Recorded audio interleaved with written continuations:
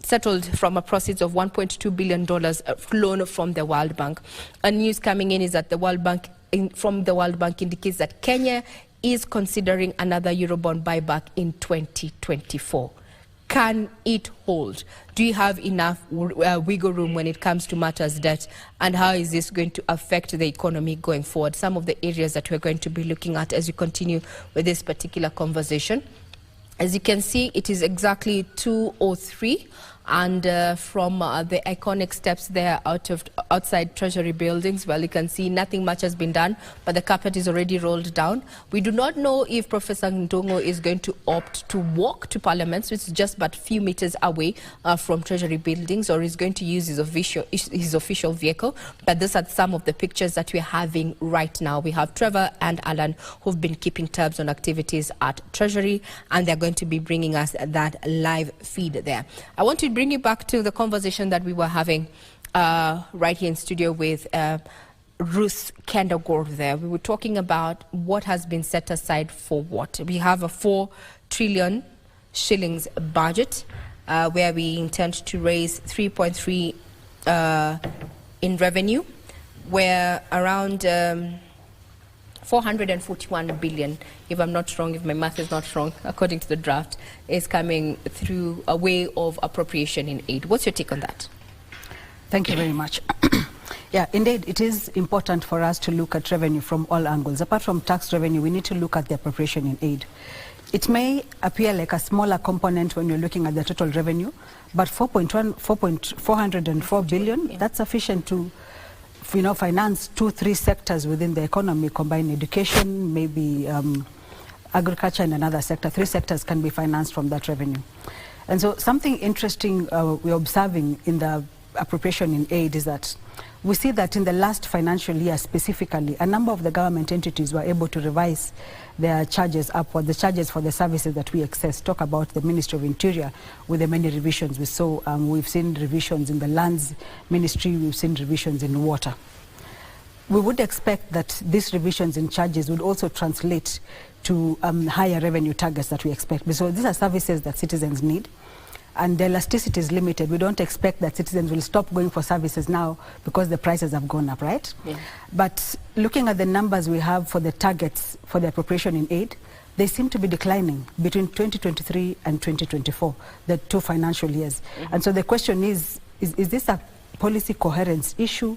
We would have expected to see an increase in the appropriation in aid, which provides a little bit of cushion, in terms of overdependence on the tax revenue strategy. But that is something we will be monitoring as we proceed into the financial year to see the changes, especially as we'll be looking at supplementary budgets as they'll be coming in. Mm-hmm. Yeah. Now, still speaking on revenue, we have seen quite the proposals there that seemingly Ndung'u and Co are looking at, the implementation or the rollout of wealth tax that comes in with the motor vehicle tax and such. But then the question that this particular, some of the proposals under the wealth tax, are we seeing a situation where we might actually have another tax brand introduced? Is there room for such? Because we've been getting a lot of views over the last few days in during this particular public participation. Are we expecting to see how are they going to play around with the tax band, especially when it comes to PAYE, which is one of the low-hanging fruits when it comes to revenue generation? Yeah. Something important to note is that whereas we talk about a progressive tax system, and which means that we tax those who have, we tax the higher level and tax less those who earn less. We need to look at the effectiveness of the taxes that the changes that are brought in, year out. Mm-hmm. Last year we had the amendments to the income tax that brought in the new tax bands and the revisions. What impact has that created? Where are we with that so that we can make new propositions, new changes?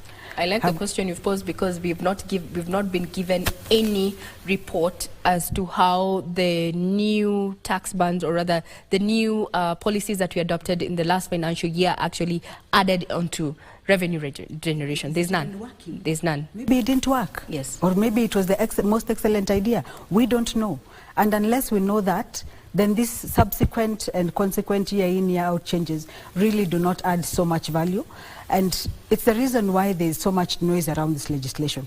The more information you avail to citizens, the more transparent the process is, the more coherent it is in terms of even citizen engagement and policy insights. And so looking at the wealth taxes as they are coming in, take for example the motor vehicle tax. There are really quite a number of gaps that already exist on that tax. And so you wonder, do we anticipate to see the same case we had with the affordable housing, where there's going to be one court case after the other to pull it down and, you know, discuss it again? A simple example would be motor vehicle is not an income. Owning a car is not an income. Why do we place it under an income tax? So those are some of the issues we expect to see. That we need to actually keep tabs on, you know, what policies are introduced and what impetus they provide going forward. Do they meet the objectives, that is? Unfortunately, even with our Bureau of Statistics there, we've not seen any report that has actually looked into the various changes to the tax policy, if indeed they have met the objectives that they have been laid out for. Yes, we saw changes in that particular earnings bracket, so to speak, in the last financial year. Pardon for that. I mean, I'm having a bit of a cold there, but we're trying to keep it in hand. That was just a brief sneak peek of what is happening at Treasury Buildings. Any minute from now, we're going to be bringing you the live feed from there once it stabilizes. We are informed by Alan Aoko, like any minute from now, we're going to have Treasury CS Professor Ndongo actually take that lift all the way down to ground floor, do the ceremonial briefcase display there.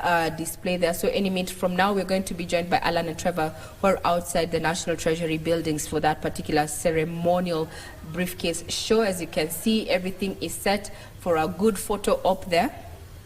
There they are. They are setting up for that particular photo op that you can be sure is going to be a splash across various media outlets. It signifies that we are about to hear from Treasury and what it has planned for government expenditure and how it indeed planning to raise those funds there. And because government does not have its own money, so to speak, it has to generate its own monies from you and I, especially when it comes to revenue and the deficit by borrowing. How is it going to affect, especially the domestic borrowing there at 300 billion? How is it going to affect the private sector in as far as access to credit, or rather availability to credit? Looking at the financial sector there, there's been quite an increase in interest rates when it comes to loans and such. Some of the questions that are already streaming in on our various platforms, Kenyans are asking then, what does the budget have in store for them? In a few minutes there, exactly 20 minutes, so if they're going to be keeping time, we're going to be hearing from CS Ndongo over the same. Perfect photo up there. We can see the CS National Treasury Professor Ndongo flanked by his PSs there. We have Chris Crypto on the far end, and we're also seeing Dr. Thuge there at the infamous steps of Treasury Buildings there, where we have our reporters Trevor and Alan Aoko, who've been keeping tabs on that. The budget is earmarked for 4.006 trillion shillings. One of in as far as the lion's share pie sector, we've seen education is likely to get the largest piece of the pie, but also we have 2.24 trillion shillings going to the executive there, being part of recurrent and development expenditure for 724.4 billion shillings, while recurrent carries 1.4 trillion shillings. This is the largest budget yet if you compare it with what we had in the financial year that is lapsing in the next 2 weeks or so.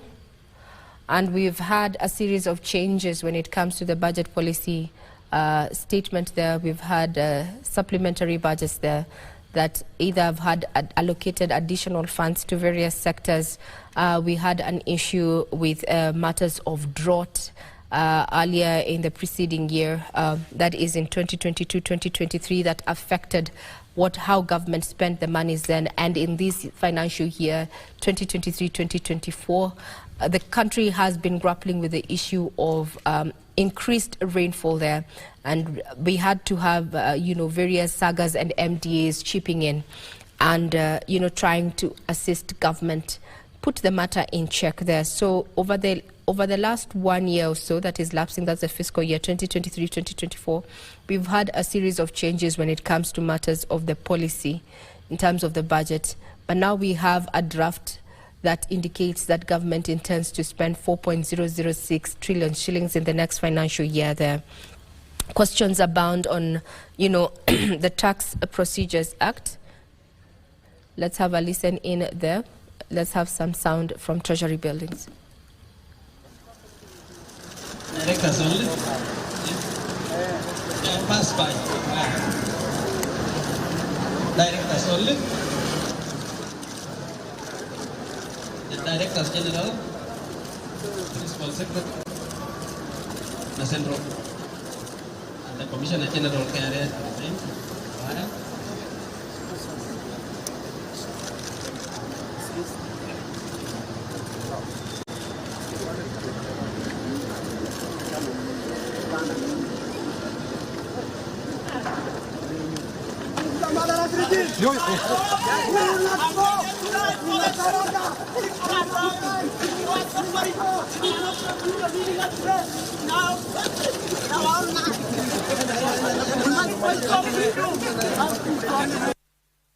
Buildings there. In our subsequent bulletins there, we will be getting to know exactly what we have seen on the screen there, who they were and what indeed they intended with their interruption of that particular ceremonial display at the Treasury Buildings steps. Well, we are yet to find out if the CS National Treasury, that is Professor Ndongo, if he's going to be walking to Treasury Buildings or if he's going to be using his official vehicle to get to the Parliament buildings there, where he's expected to present that particular draft budget draft for 2024-2025. We have seen over the last few years various, cabinet secretaries of National Treasury either opting to walk or, using their vehicles there. It's an opportunity for color. Each doing, it's not stipulated as to how the briefcase and the man of the moment is going or is expected to get to Parliament. It is just expected that he arrives at Parliament and gives that much awaited speech presentation of the proposed budget. What is very unique about this particular budget is that after the National Assembly Finance Committee presented this particular Finance Bill 2024-2025 that heavily constitutes on how government intends to raise monies and how it intends to spend these monies that are going to be raised in this financial year. We then proceeded as a country to participate in a public participation to give views from individual capacity at an individual level, even corporates, as to what the proposals have been put across. And it has been quite a mixed bag of beans there.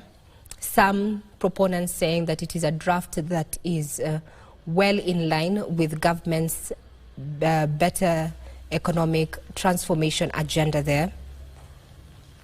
And critics coming out to say that it lacks a vital component that is addressing the high cost of living that Kenyans have been grappling with and have been asking the executive to look into,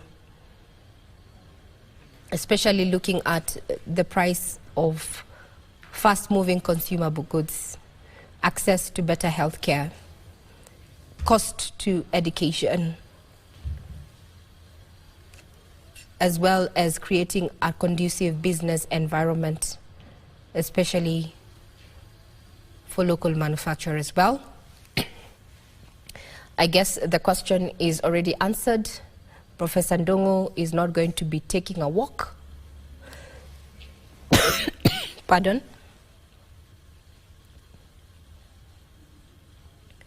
Ndongo there has gotten into his official vehicle there, and he is going to be in Parliament in the next less than 5 minutes.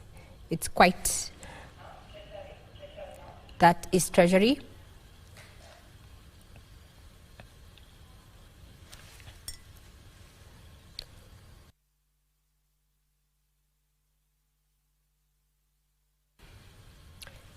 That indeed is quite the security there, security detail. National Police. That is the vehicle that is ferrying the most important document in the country today.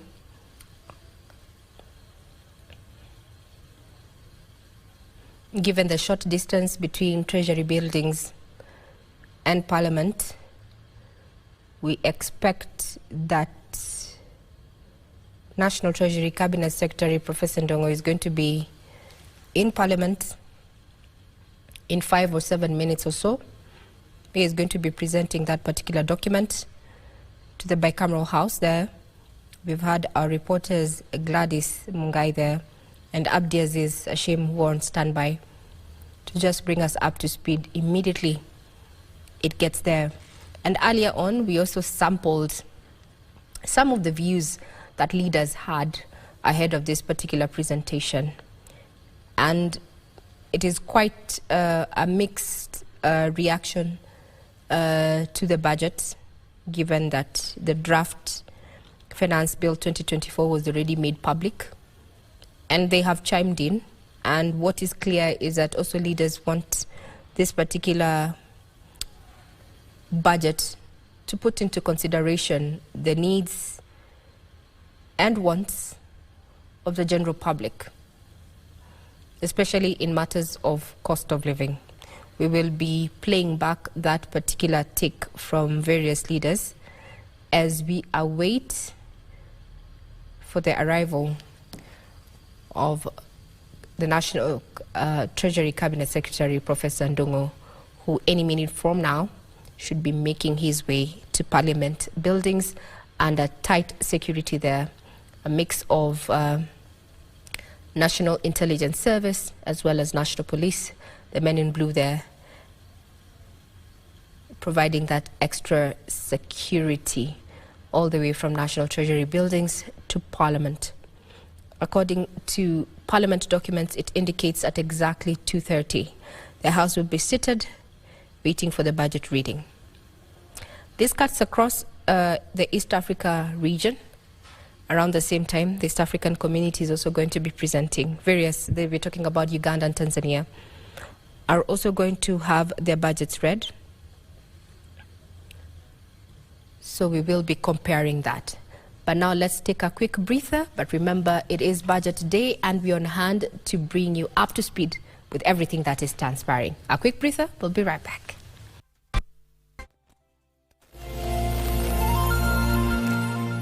Wakati huo nilifikiria siwezi kushindwa. Ningeendesha boda kwa kasi, kukwepa na kuvuka barabara ovyo ovyo. Ningefanya chochote ili kufika napokwenda haraka. Lakini siku moja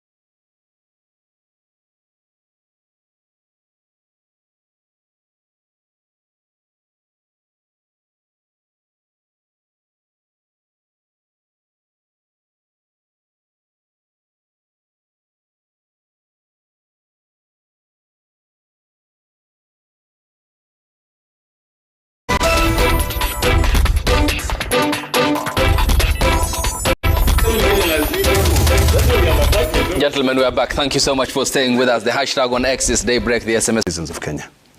Don't allow us politicians to mislead you.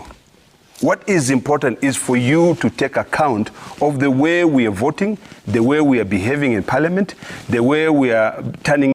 And then today we are being told the president is going to Mount Kenya. So this is to sidetrack so that people can try to go for sympathy and forget about the issues which are affecting Kenyans. I want to call upon Kenyans to look at this budget. You know, it is unrealistic, and I call upon my very, very good friend, who I have a lot of respect for, the Cabinet Secretary. Let us live within our means. There's no point of taxing Kenyans to a point where they cannot breathe. We are suffering. So the issue is this: those views that are being given out by Kenyans are true. It's a sample of what is happening down there. Kenyans are suffering. Yesterday I was in Kikuyu. I went to visit Kikuyu Dairy. When I went to see Kikuyu Dairy, it's a small organization struggling to be able, you know, a group of very innovative people. In fact, Kimani Ichung'wah's dad delivers milk in that dairy. But guess what? The Kenya Dairy Board is a thorn in their flesh on a daily basis. They cannot tell them, this is what we're giving you. They just want money from them, you know, a particular percentage of their sales. You know, you need to show what is the need for us to be able to continue doing that. Okay. So really what we need to do is that we need to listen more to the Kenyans. We need to look at our entire tax policy, make it predictable. We need to live within our means. You know, all these pending bills, people are dying. People are killing themselves because of pending bills. You know, you work, you go, you...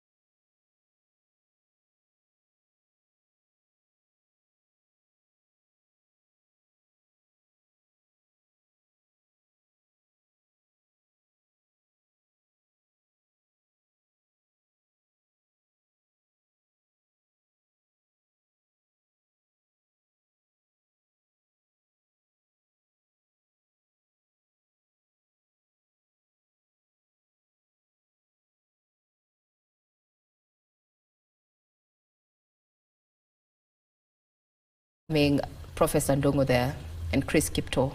That is the welcome there by various members of Parliament. Where we are right now, other than the presentation of the budget, it will be left to be seen what the legislators have to say about that particular draft budget. As legislators, they're the ones who are charged with making the laws that inform governance. And now more than ever, eyes will shift from Professor Ndongo, who is going to be presenting the proposal of Treasury, and it will be handed to them whether they'll make amendments or take the proposed budget as it is. I'm Regina Manyara. I want to hand you over to the team that is in Parliament buildings with our very own Edward Kabasa taking up the rest of this particular budget 2024 coverage. Over to you, Edward.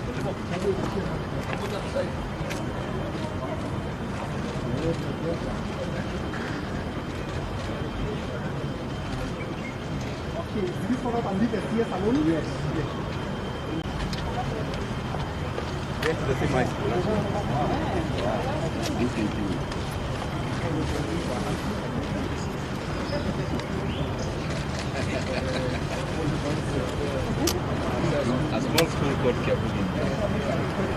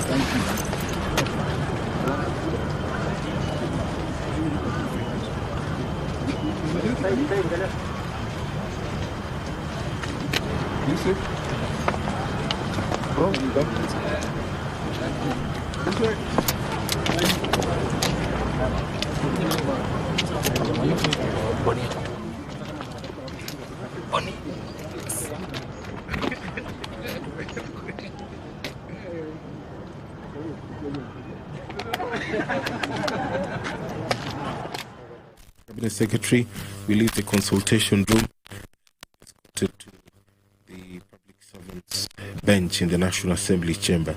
The Speaker of the National Assembly will invite the Cabinet Secretary for National Treasury and Economic Planning to deliver the budget highlights and revenue-raising measures for the financial year 2024-2025.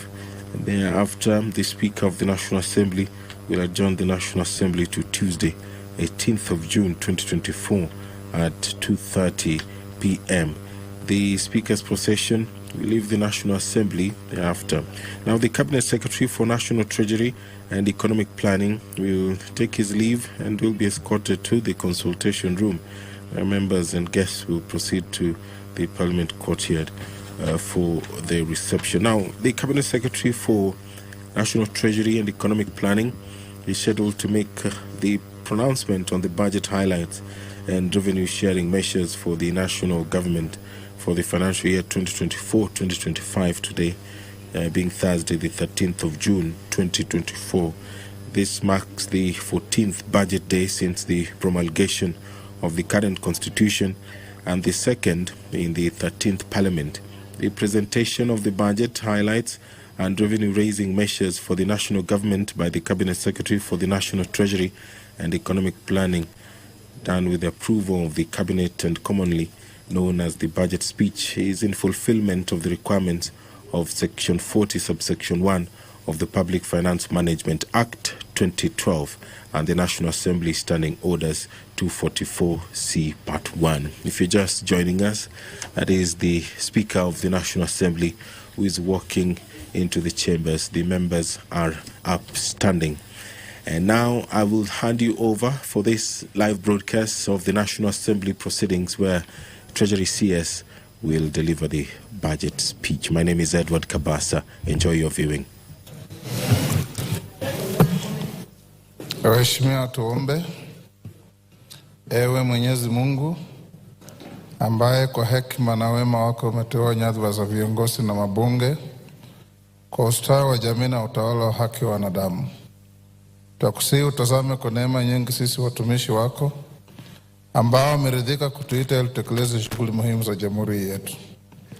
Tunakuomba uteremshie baraka zako sisi tuliokutanika hapa, na utujalie tuyatende na kufikiria mambo yote atakayofikishwa mbele yetu kwa njia ya haki na uaminifu, ili utukufu na sifa zako siendelezwe, na ili kustawisha amani, ufanisi na heri ya nchi yetu na wale ambao haja zao umezikabidhi mikononi mwetu. Amen.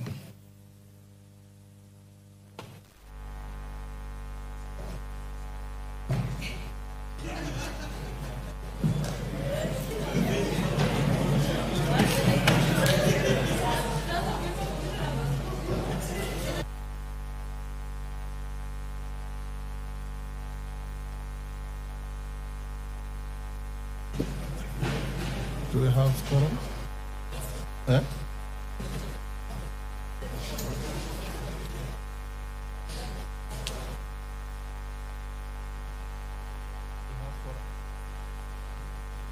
Honorable members, we have quorum to transact business.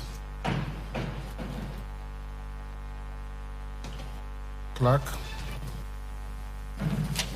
Order number 1, administration of oath. Order number 2, communication from the chair.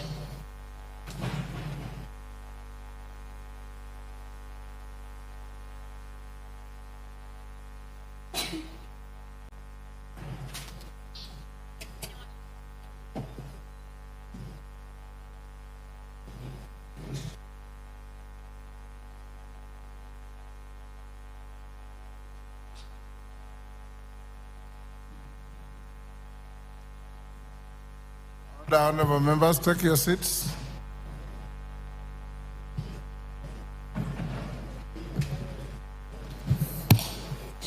Take your seat, Honorable Osero.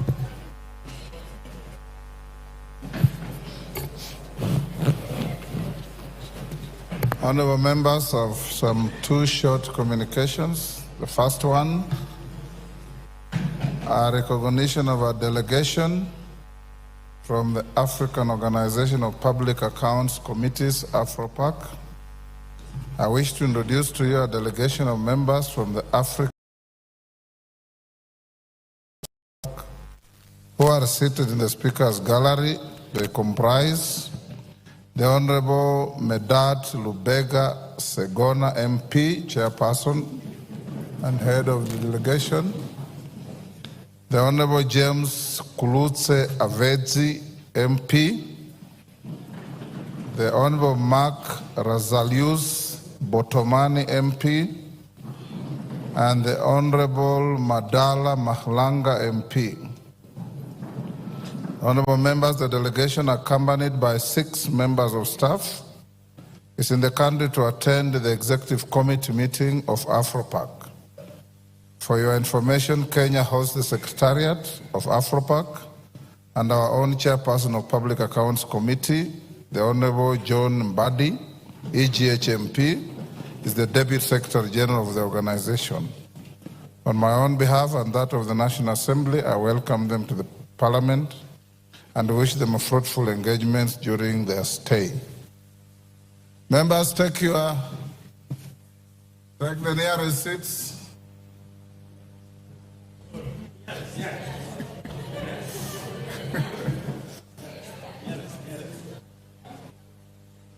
Honorable Kainan, where is your nearest?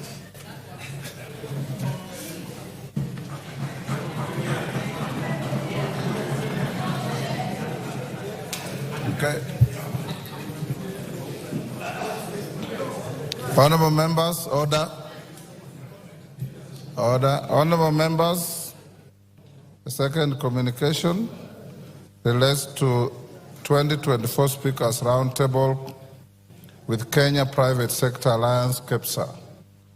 Honorable members, as you may be aware, since 2009, the National Assembly and the Kenya Private Sector Alliance, KEPSA, have jointly held an annual engagement under the auspices of the Speakers Roundtable. The annual event aims at bolstering the roles of the 2 institutions, including consideration of legislative and legal frameworks necessary for supporting the economic sector. Over the past 14 years, these engagements have been instrumental in providing policy and legislative underpinnings which have greatly impacted on the sector. Indeed, various amendments and reforms to the law have been initiated as a result of these collaborative meetings, thus supporting business and economic growth and contributing to overall national development. Honorable members, the 2024 Speakers Roundtable is scheduled to take place on Friday, 21st June 2024 at the Agile Grand Hotel, Machakos County. The meeting will be held under the theme of leveraging the role of the legislature in enhancing Kenya's competitiveness for the creation of jobs, wealth, and inclusive prosperity. The roundtable discussions will focus on, among other areas, governance, access to finance, competitive logistics and utilities, industrialization and trade, human capital development, and social development and inclusion. Honorable members, participants to the meeting will include all members of parliament, senior parliamentary staff, and representatives of the business community under the KEPSA umbrella. In this regard, honorable members, I wish to invite all of you to the meeting, as these engagements will afford the House an opportunity to engage with the business community as we seek to set the foundations for greater national economic development. I thank you. Next. Order number 3, messages. Order number 4, petitions. Order number 5, papers. Majority Leader. Honorable Speaker, thank you very much, Honorable Speaker. Honorable Speaker, I beg to lay the following paper on the table of the House today, Thursday, June 13th, 2024. Legal notice number 96 of 2024 relating to the Independent Policing Oversight Authority General Regulations 2023, including the explanatory memorandum, executive summary, and synopsis of stakeholders' engagement from the Independent Policing Oversight Authority, IPOA. I thank you, Honorable Speaker, and I beg to lay.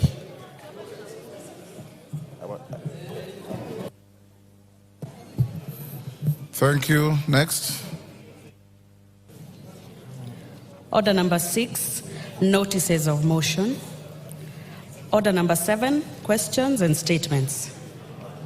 Robert Mbui. Thank you, Mr. Speaker. Mr. Speaker, this is a request for a statement regarding the directive by the Private Security Regulatory Officers. Honorable Speaker, pursuant to the provision of Standing Order 44-2C, I rise to request for a statement from the leader of the majority party regarding a directive issued by the Private Security Regulatory Authority to private security service providers on minimum wage payable to private security officers. Honorable Speaker, on 10th June 2024, the Private Security Regulatory Authority issued a public notice purportedly published as legal notice number PSRA-002-2024, directing all private security service providers, users, prospective users, representatives of users of private security services to submit to it legal commitments to comply with a set minimum wage for the private security guards. In the said notice, the authority threatened immediate cancellation of certificates of registration and subsequent deregistration of any private security firm that would not comply with the directive by close of business on Monday, 17th June 2024. Honorable Speaker, Section 70 of the Private Security Regulation Act 2016 requires a responsible CS to make regulations for the proper administration of and give effect to the Act, including matters of employment of security guards by operation of Article 95 of the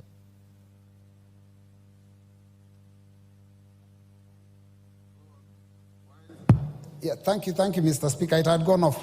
So by operation of Article 95 of the Constitution, the purported legal notice not having been laid before Parliament in accordance with Section 11 of the Statutory Instruments Act 2023 is therefore void. Honorable Speaker, it is against this background that I request for a statement from the leader of the majority party on the following. 1, could the leader of the majority provide a report on the constitutionality of the legal notice number PSRA-002-2024 issued by the Private Security Regulatory Authority on 10th June 2024 on compliance with the minimum set wage. 2, outline the steps that will be taken to revoke the legal notice by the Private Security Regulatory Authority if found illegally issued, and the measures put in place to ensure adherence with the relevant laws while exercising the said directive. 3, provide details on the processes leading to the determination of the minimum wage and whether the process adhere to the due process contemplated in law. 4, explain the powers and functions of the Private Security Regulatory Authority under Section 9Q of the Private Security Regulatory Authority Act 2026, includes setting of the minimum wage for security guards without reference to the Ministry and the Salaries and Remuneration Commission. 5, clarify whether the powers vested in the authority under Section 32 contemplates non-compliance with minimum wage as a ground for cancellation of certificates of registration and or deregistration of private security firms. And 6, explain the reasons for failure by the authority to submit regulations envisaged under Private Security Regulatory Authority Act 2016 to Parliament as required under the law, despite various efforts by the Committee on Delegated Legislation. I thank you, Honorable Speaker. Thank you, Robert Mbui. I've been requested by 2 joy riders. Major Bashir. Where is he? Yes, sir. Are you a major or a colonel? I'm a major. Major Bashir. And it's not easy to achieve the rank of a major. It's not just like going to an election and winning. Thank you, Honorable Speaker. Honorable Speaker, I want to support the statement that has been read by Honorable Mbui. And the matter here is about regulating the private security industry. Honorable Speaker, sometimes last year, the PSRA, together with the Minister of Interior and National Coordination, appeared before the Committee of Delegated Legislation, of which I'm a member. And we asked them to bring the regulations so that the committee can go through and either approve or annul. Sadly, the state regulations have not been brought to Parliament through the committee. What we are seeing now through gazette notices aimed at private security companies is a nullity in itself, because it is something which is not bound by law. Take, for example, the issue of minimum wage. It is not under the purview of the Private Security Regulatory Authority. Make your point, Bashir. We don't have much Thank you so much. On matters of minimum wage, it is the Labor Council that sets minimum wage. The work of the PSRA is to ensure that it implements and enforces the minimum wage as set by the labor law. It's not under their purview to set minimum wage. 2, there's a lot of despondency on the private security industry now, because every now and then, every 2 weeks, every month, they are getting new legal notices, which, in my understanding, and the understanding of our committee for that matter, is that it has not been approved by Parliament. So the regulations out there is null and void, and I wish that the Minister of Interior and National Coordination should ensure that they abide by the rule of law. Thank you, Honorable Speaker. Osoro, make your point in 1 minute. Thank you, Honorable Speaker. Honorable Speaker, I also rise to support Honorable Mbui's statements on the conduct and the directions given by the PSRA in regard to the private security firms raising the minimum wage of the security officers to 30,000. Honorable Speaker, the era of people or authorities making unilateral statements or directions is long gone.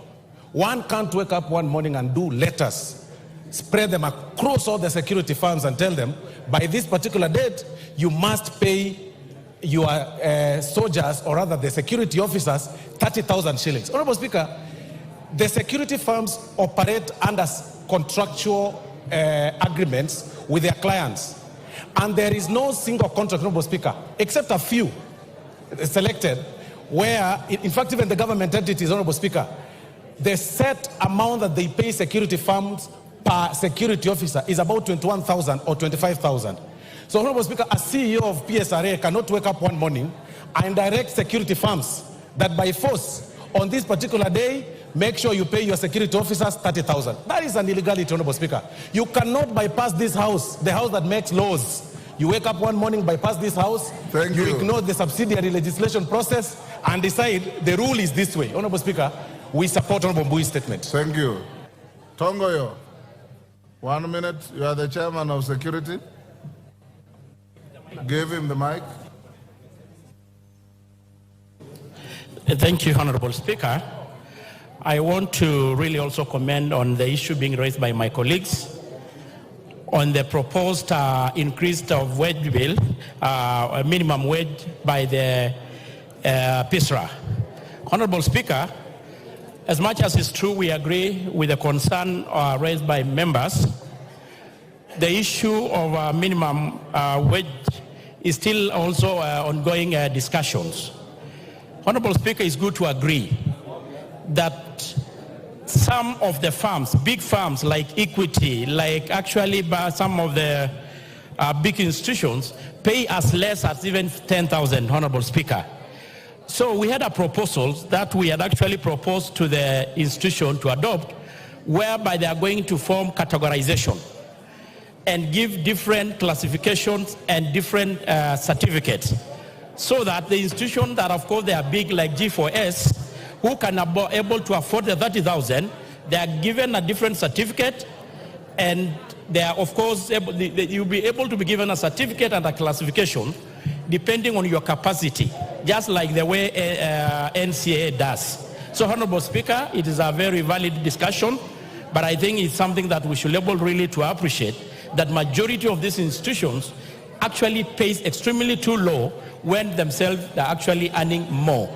So I think the point to look at it is that we are going to have the regulatory authority give different certificate, different classes, so that the big companies who actually able to have the capacity should be able to pay the minimum.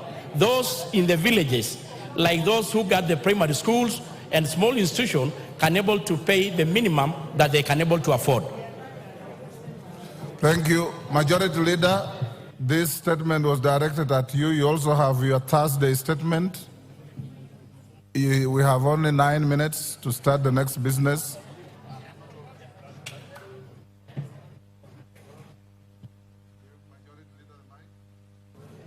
Thank you, Honorable Speaker. And let me thank the Honorable Robert for that statement. And indeed, it has been a concern to many people who have also reached out to me who are running security firms. And I want to commit that I will get in touch with the ministry and give a response in the course of next week, by Thursday next week, Honorable Speaker. Honorable Speaker, if you indulge me now to go to the usual Thursday statement, as you said, in the interest of time.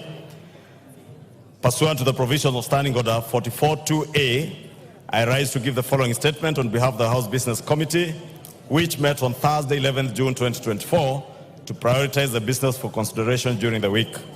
Honorable Speaker, as you had previously communicated, today, Thursday, 13th June 2024, the Cabinet Secretary for the National Treasury and Economic Planning, Professor Njuguna Ndungu, EGH, will make a public pronouncement of the budget highlights and revenue-raising measures for the financial year 2024-2025 and the medium term. I urge members to listen keenly and actively participate in this important business when the opportunity for debate on the matters raised comes up in the House, Honorable Speaker. And Honorable Speaker, it will also be important to mention it to members of the public that this is not the Finance Bill 2024-2025, because there has been a misconception outside there that what the CES National Treasury is coming to spell out today is the Finance Bill 24-25. And therefore, Honorable Speaker, it will be important for members of the public to get the understanding that these are just the revenue-raising measure statement, not the Finance Bill. I know many of these members have been harassed by members of the public on matters touching on voting. There will be no voting today, Honorable Speaker, on anything. Honorable Speaker, with regards to business scheduled for Tuesday next week, the House is expected to consider the following bills at various stages. One, Committee of the whole House on the Kenya Drugs Authority Bill of 2022. Two, the second reading of the following bills: the Land Laws Amendment Bill, Bill number 2 of 2023. Two, the Care and Protection of Child Parents Bill, Senate Bill number 29 of 2023. And C, the Magbeans Bill, Senate Bill number 13 of 2022. Additionally, debate will also be undertaken on the following motions. One, report of the Auditor General on the National Government Constituency Development Fund for the 9 constituencies in Bungoma County. Two, report of the Public Petitions Committee on its consideration of public petition on funds spent contrary to the provisions of Article 223 of the Constitution. 3, reports of the Auditor General on the financial statements of specified state corporations. Honorable Speaker, if you can protect me from this Embu team that is conversing in Kimbere and Embu. Order, honorable members, Karemba and your team. CNN, go and take your seat.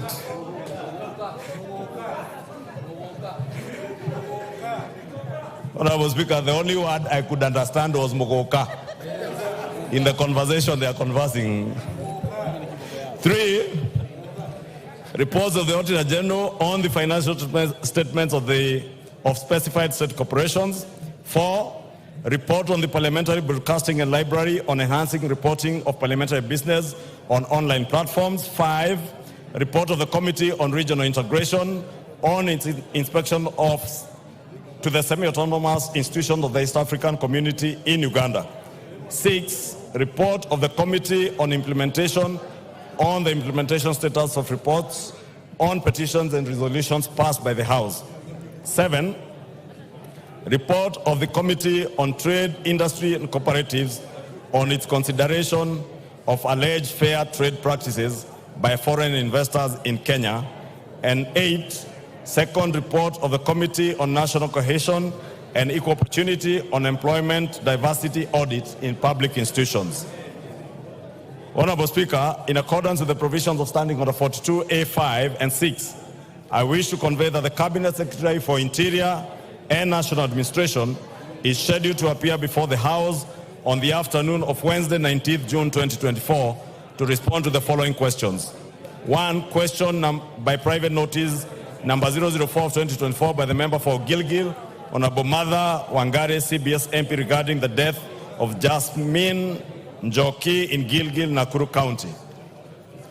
2, question by private notice number 05 of 2024 by the member for Samburu North, the Honorable Eli Letipila, MP, regarding the status of the investigation into the death of Honorable Paul Loshimpiro, MCA, for the Angata Nanyekie ward in Samburu North constituency. 3, question by private notice number 006 of 2024 by the member for Luanda, Honorable CPA Dick Maungu, MP, regarding the sporadic attack which led to the killings of people in Luanda constituency. 4, Honorable Speaker, I think you may have to separate these members from Embu County. I doubt even the Cabinet Secretary will not be heard if these members sit here, Honorable Speaker.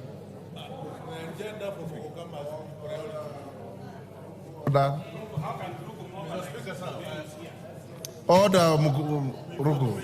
Order, take your seat. Take your seat. Take your seat. Karemba, can you go to where you normally sit?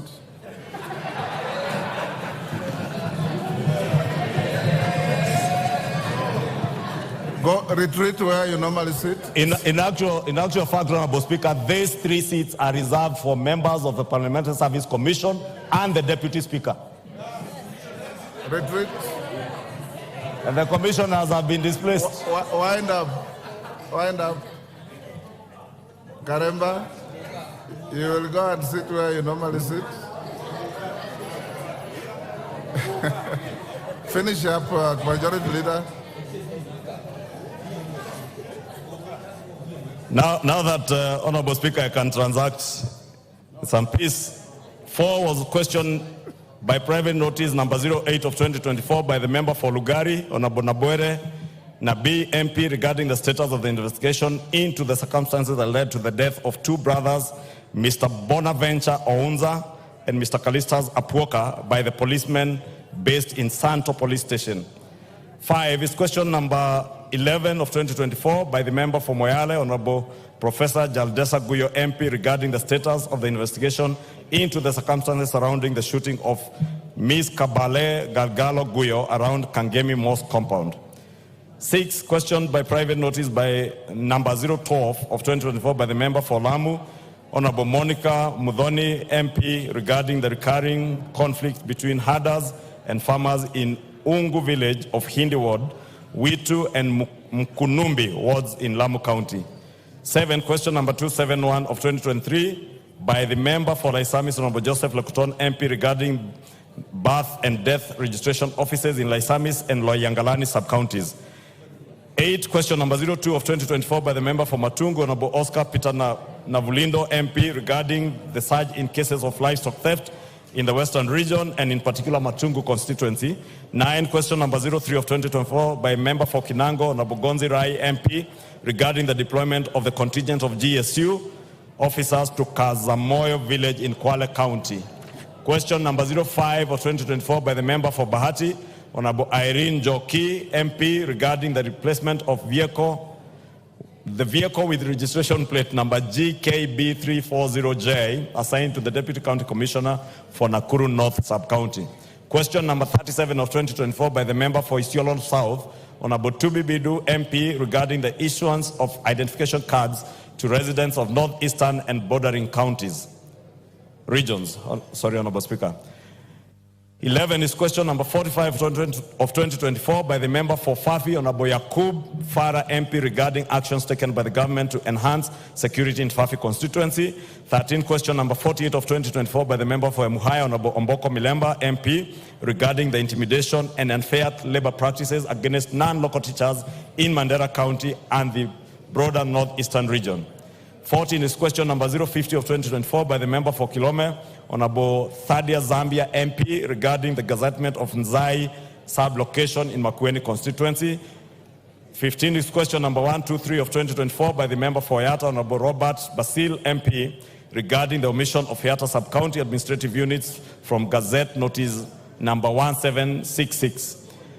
Lastly is question number 124 of 2024 by the member for Kiambu, Honorable Mashua Waithaka MP, regarding delay in issuance of national identification cards within Kiambu constituency.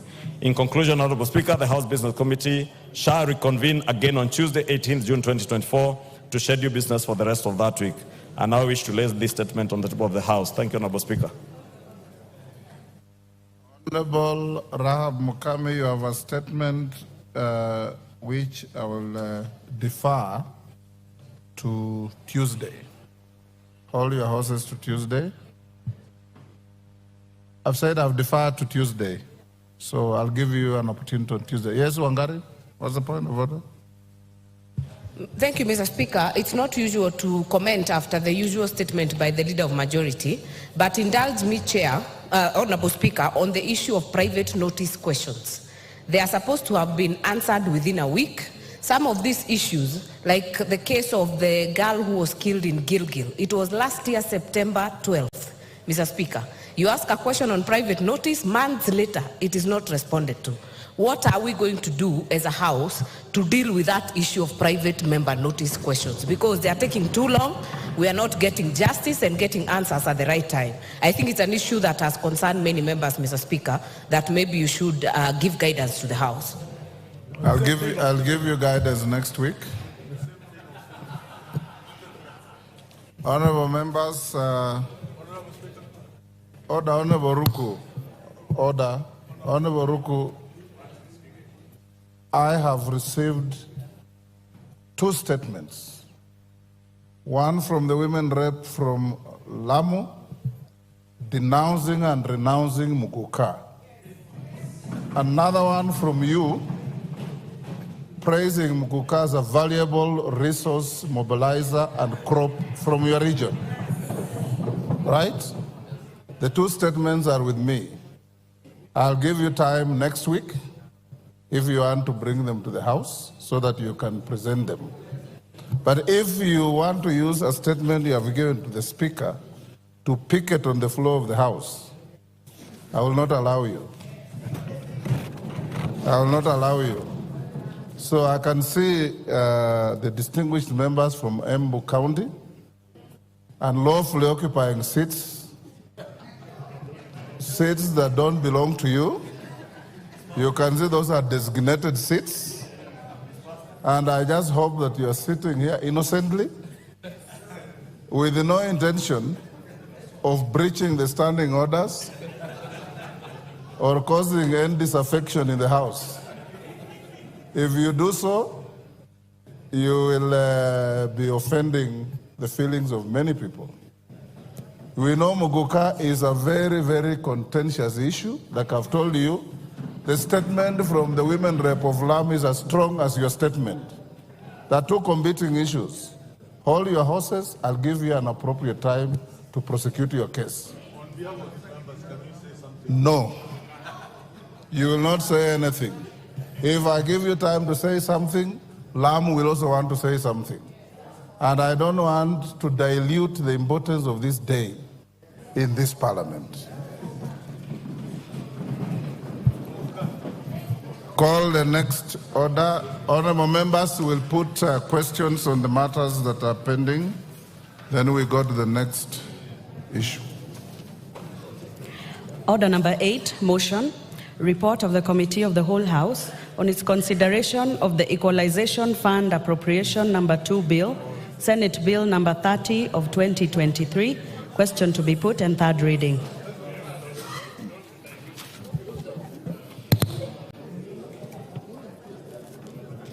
Order, honorable members, at order number 8, I now put the question, which is that this House do agree with the report of the Committee of the Whole House on its consideration of the Equalization Fund Appropriation number 2 Bill, Senate Bill number 30 of 2023.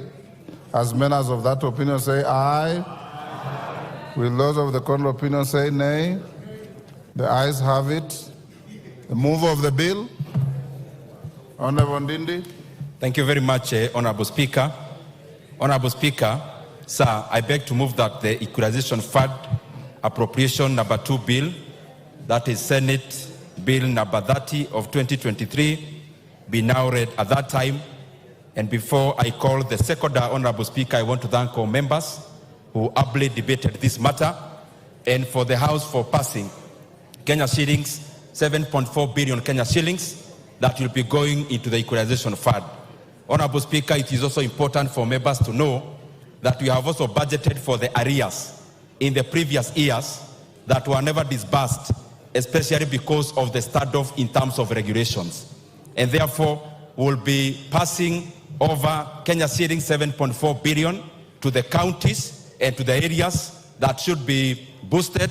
But also, Honorable Speaker, we have also included part of the arrears of the Equalization Fund because we want Kenya to develop together, because when every part of Kenya develops, Kenya ultimately develops. And Honorable Speaker, these are monies that will be going into infrastructure like roads, like water, and other facilities, Honorable Speaker, like in the education sector, because we want these areas that have been marginalized for too long, Honorable Speaker, for them also to catch up so that Kenya develops together. And I want to thank all members, Honorable Speaker, because we have consistently been appropriating monies into the Equalization Fund, and will continue to do so, Honorable Speaker, as it is provided in the Constitution. Thank you. Honorable Speaker, I now request the member for Dadaab, the Honorable Farah Marim, to second. What is out of order? What is out of order, Honorable Member? You have the mic. Thank you, Speaker. Mr. Speaker, unfortunately for the better part of this year, I've been unwell. I've not been attending sessions. Yesterday, when I was seeing the list of the constituencies that have been allocated the Equalization Fund, unfortunately, Mr. Speaker, Kilifi South was missing. And trying to look at all the other constituencies, I could not understand. Order, Honorable Chonga. Mr. Speaker, I just... Order. Take your seat. Order, Honorable Chonga. The Speaker does not allocate equalization funds. I'm sure you know where to find the answers. Farah Malim, second. Honorable Speaker, while seconding this motion, it's important, Mr. Speaker, we were in this parliament together in the 10th parliament when, under the new constitutional dispensation, something called the Equalization Fund was created. And the idea was that the traditional, historically marginalized areas can be brought up to speed with the rest of the country. More so in light of what we had before, which was called the Sessional Paper number 10 of 1965, which essentially cut off the so-called buffer zones of the North and the former NFD from development. Mr. Speaker, we had 14... Order. Honorable I just want to second that, but I'm seconding. You are making an important point at the wrong forum. Yes, I just want to make an observation. I've already seconded it. But Those are matters that in line with exactly, and in line with what the chair has done. The chair has elaborated essentially on why he thinks this should be passed. I am also elaborating on that, but putting a rider in that this now has been watered down to 34 constituent counties. So I support it. And I'm happy that the chair of the committee has done a lot of efforts to make sure this money is disbursed. But how much infrastructural development will 90 million do for Garissa in terms of tarmac roads, in terms of national grid, in terms of all those things? Equalization, the word equalization means bring them up to speed. But having said that, I know that we have a minority here, but I second it. Thank you very much. Thank you. Order. I now propose the question, but Honorable Chonga, the allocation of equalization fund is done by the CRA. Then, order, Honorable Farah. We are the ones who drafted the Constitution 2010. The areas that were identified were subsequently expanded by CRA and approved by Parliament. I now propose the question, which is that the Equalization Fund Appropriation Number 2 Bill, Senate Bill Number 30 of 2023, be now read a third time. Can I put the question? I now put the question, and I confirm that we have the requisite quorum, which is that the Equalization Fund Appropriation Number 2 Bill, Senate Bill Number 30 of 2023, be now read a third time. As many of that opinion say aye. Aye. Will those of the contrary opinion say nay? The ayes have it. A bill for an act of Parliament to authorize the issue of sum of money out of the consolidated fund and its application towards the service for the year ending 30th June 2024 to appropriate the sum for certain public basic services and for connected purposes. Order number 9, motion, report on the consideration of the consolidated fund services expenditures for the supplementary estimates 2 for the financial year 2023-2024 and the budget estimates for the financial year 2024-2025. Question to be put. Order, honorable members. Order. Chief Whip, take your seat.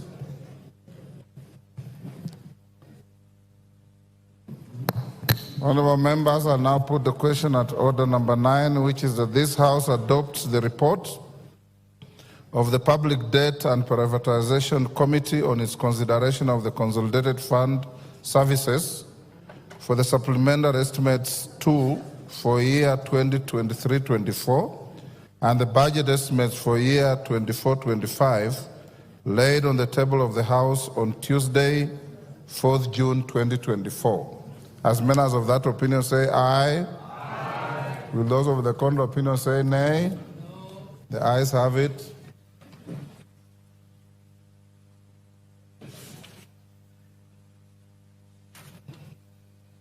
Honorable members,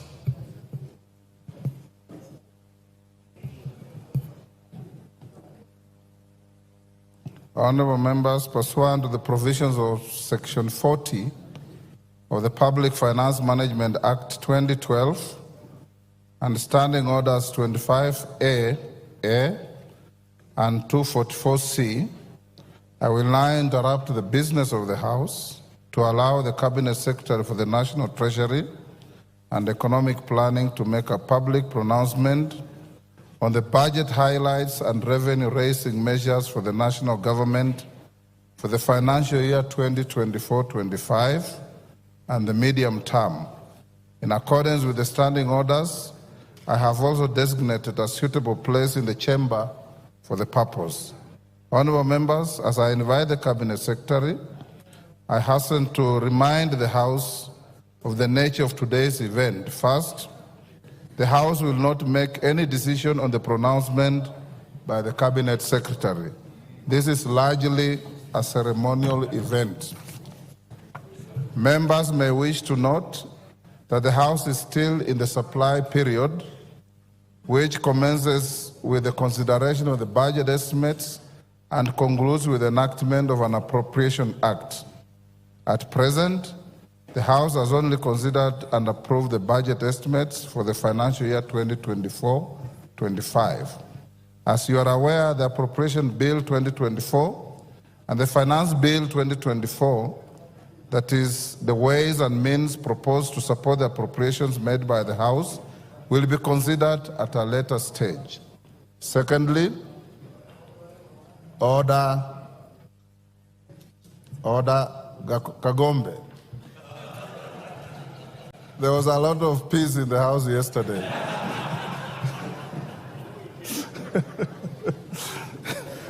But you are welcome back to the House. Secondly, honorable members, I wish to allay the fears of a number of members who have approached me and raised concerns relating to the Finance Bill 2024. The House is not considering or voting on anything related to the Finance Bill today. Indeed, the bill is still undergoing public participation before the Departmental Committee on Finance and National Planning, and the committee is yet to table its report. Any concerns relating to the bill shall be adequately addressed by the House once the committee tables its report, hopefully in the next week.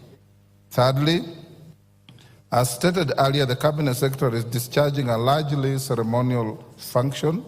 Section 40 of the Public Finance Management 2012 requires the Cabinet Secretary to make a public pronouncement on the budget policy highlights and revenue-raising measures for the national government, taking into account international obligations entered into under the East African Community Treaty. As members are aware, partner states of the East African Community have a standing agreement to present and table budget statements to their respective parliaments every second Thursday of June, which is today. I hope the foregoing adequately clarifies the nature of today's event. And before I call the Cabinet Secretary, I wish to welcome our invited guests who comprise Cabinet Secretaries, Principal Secretaries, members of the Diplomatic Corps, and all other invited guests seated in the Speaker's row, diplomatic boxes, and the galleries. The Cabinet Secretary for the National Treasury, Professor Njuguna Ndungu, PhD, EGH, you may now proceed to the podium.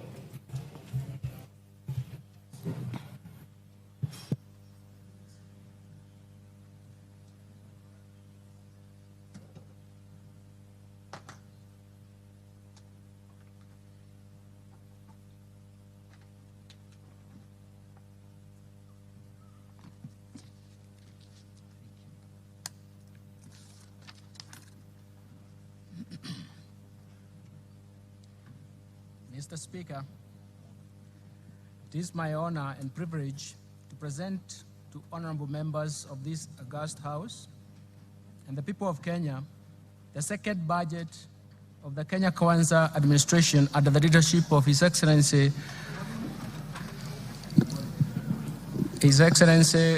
Dr. William Samoei Ruto, the President of the Republic of Kenya and the Commander-in-Chief of the Defense Forces. This budget reaffirms the priority policies and strategies for achieving the bottom-up economic transformation agenda that is progressively improving the livelihoods of Kenyans. This statement is presented in the fulfillment of the requirements of Standing Order number 241 of the National Assembly and Section 40 of the Public Finance Management Act 2012 that requires that the Cabinet Secretary for the National Treasury to make a public pronouncement of the budget policy highlights and revenue-raising measures for the national government. Mr. Speaker, Since 2020, our economy has been unwinding from the effects of negative and even persistent global and domestic shocks that have pushed the economy to its lowest activity level. These shocks include the COVID-19 pandemic, second, the global supply chain disruptions, third, the effects of climate change from prolonged drought in 2021 and 2022, and even the floods of 2023-2024. And measures to mitigate these negative shocks embarked on structural reforms at the bottom of economic transformation have been successful in ameliorating these effects. The efforts have reduced the cost of living and created vibrancy in the economy that have shown signs of strong economic recovery.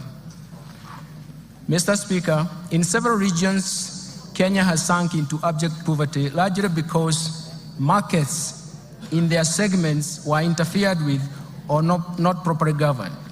The failure to protect and regulate markets disrupted their development and, more importantly, curtailed further investment in those sectors such as coffee, sugar, cotton, pyrethrum.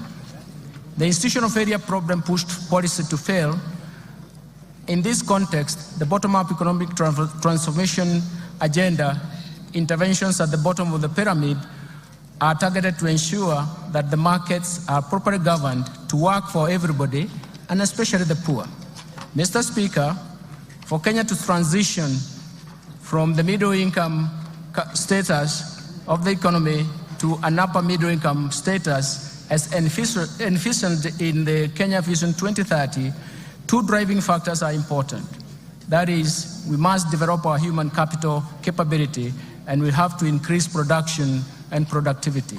Mr. Speaker, the Kenyan economy is susceptible to the ravaging impact of climate change, as demonstrated in the 2021-22 severest drought, which was more severe, which we haven't seen in the last 40 years, and the events of floods that have led to massive loss of property and life. The most important thing is that these shocks have shifted budgetary resources from economic activity to saving lives and rebuilding damaged infrastructure. And this calls for urgent and decisive interventions, especially to our supply side, which I will later address in this statement. Mr. Speaker, our fiscal policy is geared towards supporting bottom-up economic transformation agenda through continued implementation of a fiscal consolidation plan designed towards slowing down the growth of public debt without compromising economic growth. The fiscal consolidation efforts will continue to target domestic revenue mobilization and rationalization of spending through improved public financial management while reallocating resources in priority areas. Mr. Speaker,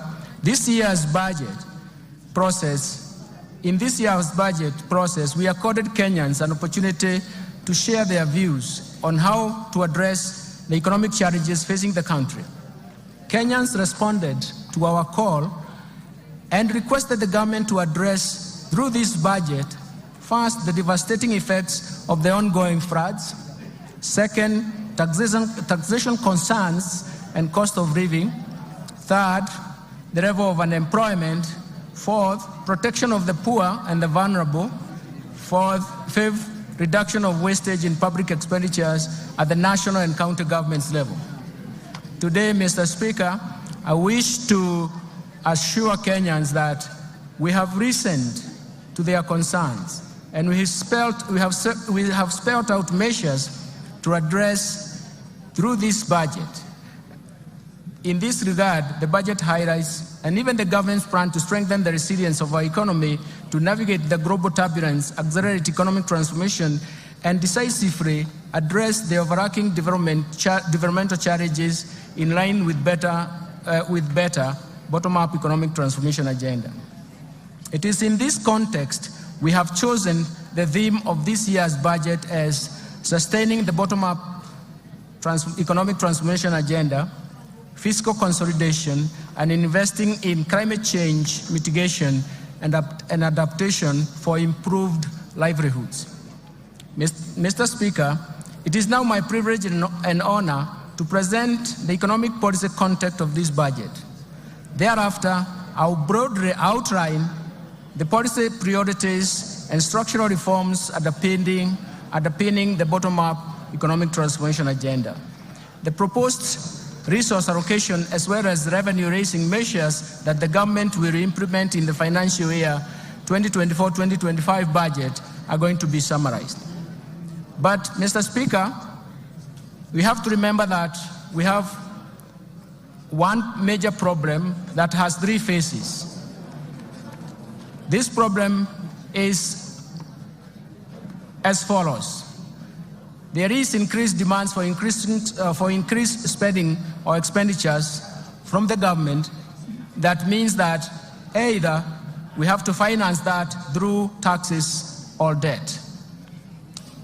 The second dimension of this problem is that there is limitation and even constraints imposed in terms of public debt accumulation and even the debt carrying capacity of the economy. That, and more fundamentally, there are limitations in terms of mobilizing higher tax revenues, something that we have to remember, something that is quite critical from our side. Let me turn now to the economic policy context. Mr. Speaker, the financial year 2024-2025 budget has been developed against a backdrop of improved global economic outlook. The world economy stood at 3.2% in terms of growth in 2023 and is projected to continue at the same pace in 2024. In the domestic economy, Mr. Speaker, the Kenyan economy is now unwinding from layers of negative and persistent shocks. And some of these shocks have actually have been protected and have a structural and permanent effects on the economic activities. Mr. Speaker, through forecast interventions as well as structural reforms, the policies of Kenya Kwanza government have started to yield some positive results. Economic recovery is evident, with a GDP growth of 5.6% in 2023, up from 4.9% in 2022. This is above the global average and also above the average of sub-Saharan African region. The domestic growth in 2023 was mainly supported by a rebound in agricultural activities given the improved weather conditions and subsidized inputs for farmers. The resilience of the services sector remained strong in that same year. So the overall inflation also declined to its target level at 5%, and in April 2024, from a peak of 9.6% in October 2022. The decline was driven mostly by easing of food and energy prices, a strong pass-through effects from exchange rate appreciation, and the impact of monetary policy actions. And the tight monetary policy has been complemented by fiscal policy measures to enhance food production through subsidy program on fertilizer and seeds. Mr. Speaker, in February this year, the government took advantage of the improved international financial market conditions to refinance the buyback of US $1.5 billion of the Eurobond 2024. The government, through this process successfully removed the uncertainty of the settlement of the Eurobond.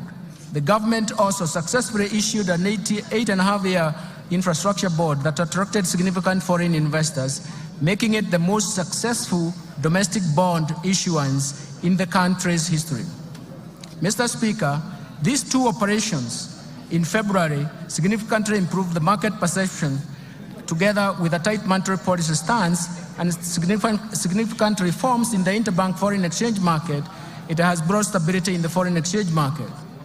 As of 31st May 2024, the exchange rate was Kenya shillings 130.20 to the US dollar, from a high of 163 earlier on in January. And this represents a significant appreciation of 18.7%. The appreciation and stability of the exchange rate created confidence and triggered inflows of foreign exchange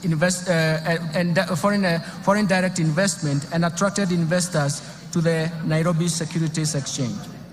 in order to enhance monetary policy transmission, the Central Bank of Kenya has adopted a new monetary policy implementation framework, and this is based on inflation targeting and introduces an interest rate corridor around the central bank rate. The interbank rate is expected to be within this corridor. In addition, the Central Bank of Kenya launched the DAO CSD, a central securities depository infrastructure that delivers world-class level of registry, custodial, and even settlement services for both primary and secondary market operations.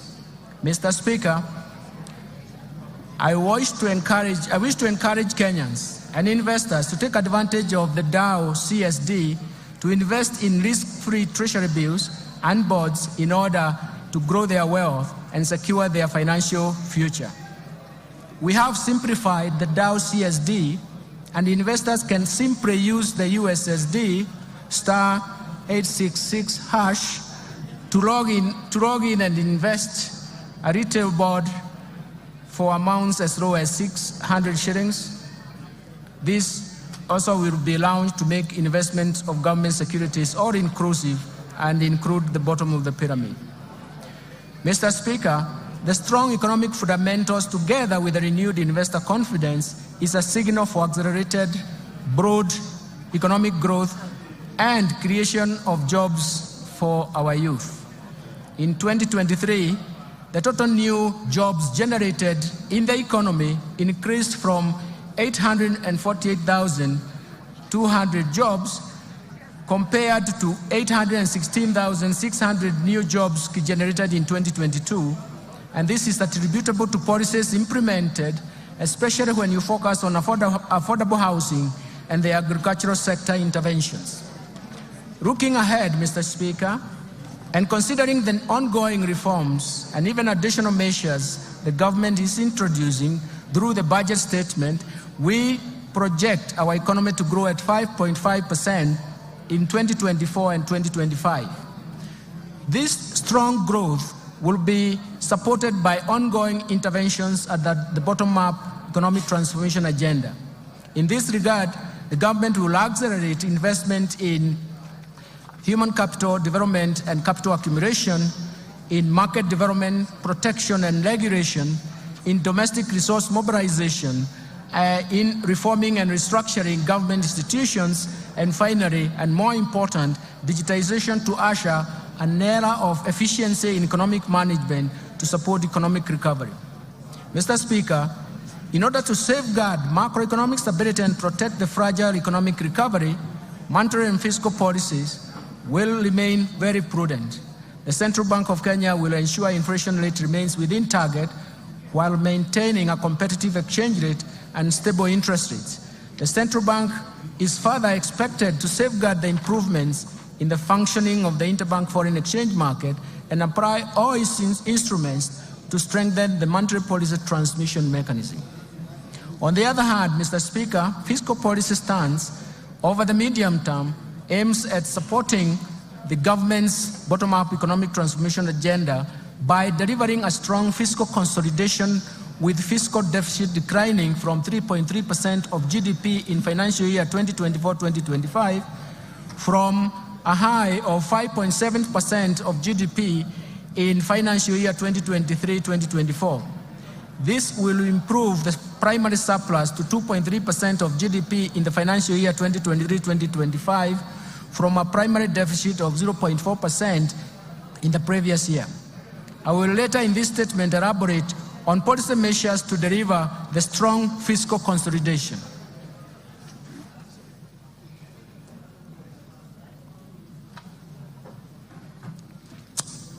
Mr. Speaker, this economic outlook is not without risks. We continue to witness external shocks and recurrence of extreme weather events that not only affects the economic activities, but also pose major fiscal risks. The government will take appropriate interventions to cushion the economy from these risks. Mr. Speaker, let me now expound on the policy priorities of the government to promote economic transformation and improve livelihoods for Kenyans. First, let me start with the bottom-up economic transformation agenda. To strengthen economic recovery, the government will accelerate the implementation of policies, programs, projects, and interventions in bottom-up economic transformation agenda. First, enhance agricultural transformation. Second, support micro, small, and medium enterprises. Third, provide affordable housing and settlement. Fourth, achieve universal health care. Fifth, support growth of the digital superhighway and creative economy that will support job creation. Towards actualizing these objectives, actualizing development objectives to the public, the government in March 2024 launched the fourth medium-term plan for the period of 2023-2027. The MTP4, as we call it, translates the better aspirations into concrete priority interventions to be implemented by both levels of government. These are premised on the value chain approach with sectors which will target sectors with the highest impact to drive the economy and sustain economic recovery. The key priority interventions focus on the following value chains. First, leather and leather products, textile and apparel, dairy, the tea industry, lice sector, edible oils, the brew economy, and natural resources, including mineral and forest, and finally the construction and building materials.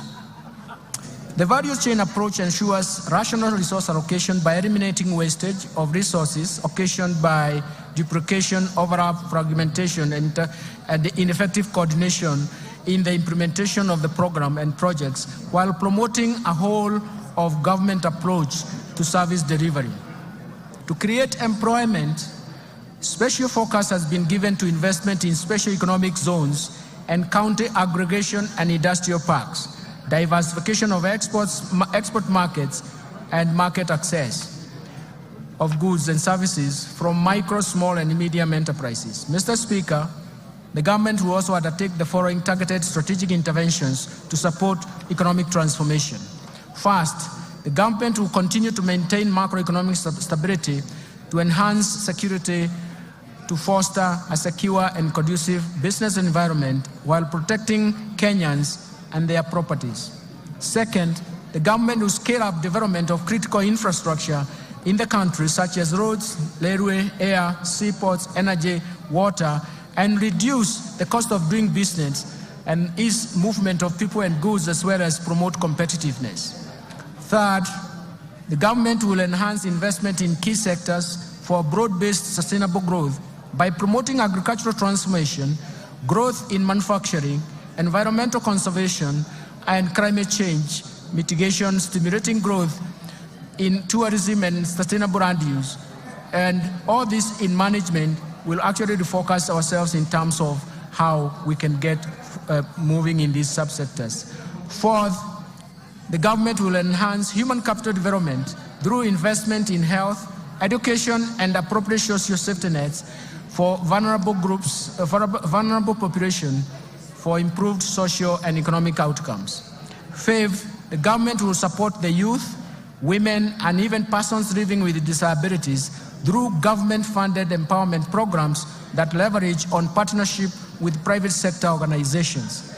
Sixth, the government will support county governments through transfer of shareable revenues to strengthen their systems and capacity in service delivery. Mr. Speaker, it's important to notice that it is for the first time since the advent of devolution that the county governments are getting shareable revenue, which is surpassing 400 billion shillings. Lastly, implement various policy and legal institutional reforms that will enhance the efficiency of public service delivery. Let me turn now to investing in climate change mitigation and adaptation to enhance resilience. Mr. Speaker, the effects of climate change have become detrimental to economies across the globe, with extreme weather conditions, events affecting lives and livelihoods of millions of people. The rising cost of adaptation are diverting funds from essential services like healthcare and education, and potentially destabilizing the economies. Mr. Speaker, Kenya has not been spared by these negative effects of climate change. The recent unprecedented floods that our country faced following the prolonged drought in 2021-2022 claimed lives, caused injuries to many people, and wreaked havoc on property, infrastructure, and livelihoods. The government responded promptly and undertook short-term measures to mitigate the devastating impacts of the drought and floods. Going forward, we shall formulate and implement long-term climate change adaptation and mitigation strategies to generate strong resilience pathways. Mr. Speaker, our climate action agenda is informed by the need to restore our degraded ecosystem that include forests, rivers, and wetlands. It is for this reason that His Excellency the President has rallied Kenyans to prioritize environmental conservation, implement aggressive reforestation, afforestation, and wetland restoration programs, and reverse the biodiversity loss and even land degradation. In response to the President's call,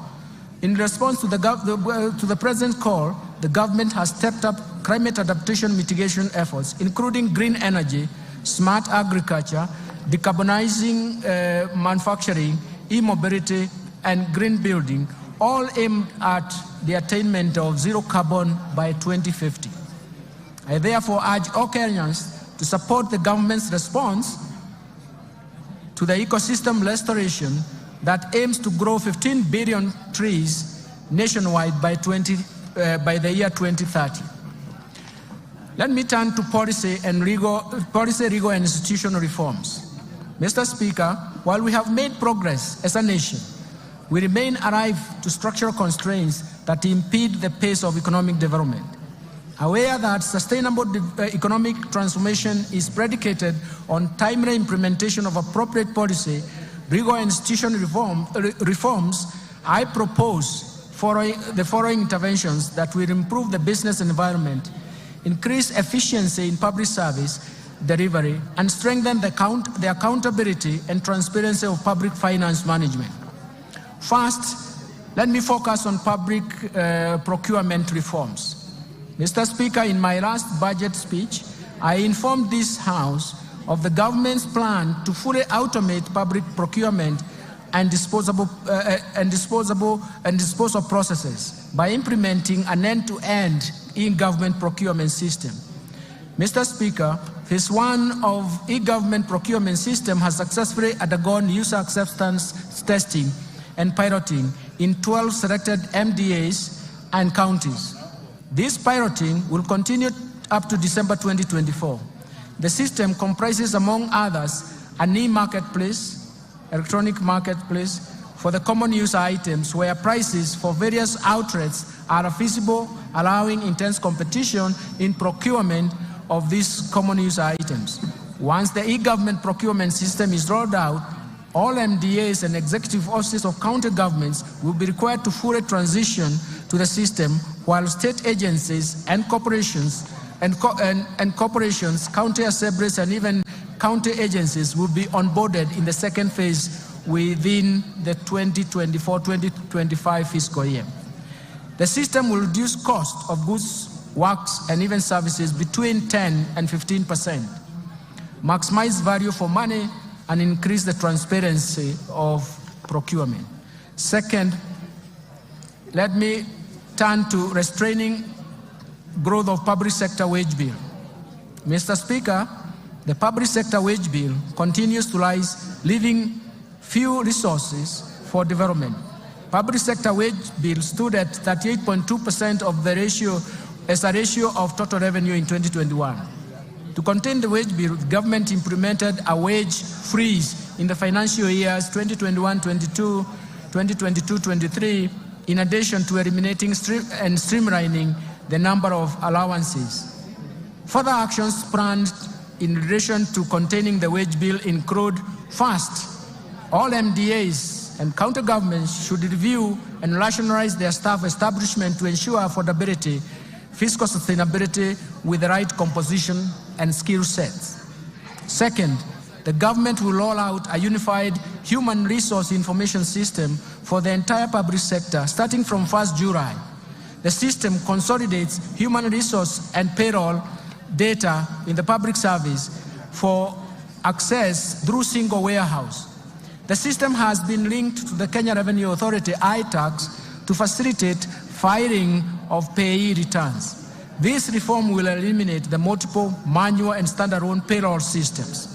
Third, the Salaries and Remuneration Commission will continue to streamline allowances paid in the public sector through harmonization and rationalization of categories, rates, rules for allowances. And fourth, the Salaries and Remuneration Commission will progressively review allowances and benefits in the future, collective bargaining agreements, and align them to the provisions of allowances policy framework for the public service. Third, let me turn to state corporations reform. In order to address the challenges faced by state corporations, including government-owned enterprises, the government will first privatize government-owned enterprises whose mandates are no longer relevant, those that require huge budgetary allocations for bailouts, and those producing goods and services that are more efficiently produced by the private sector.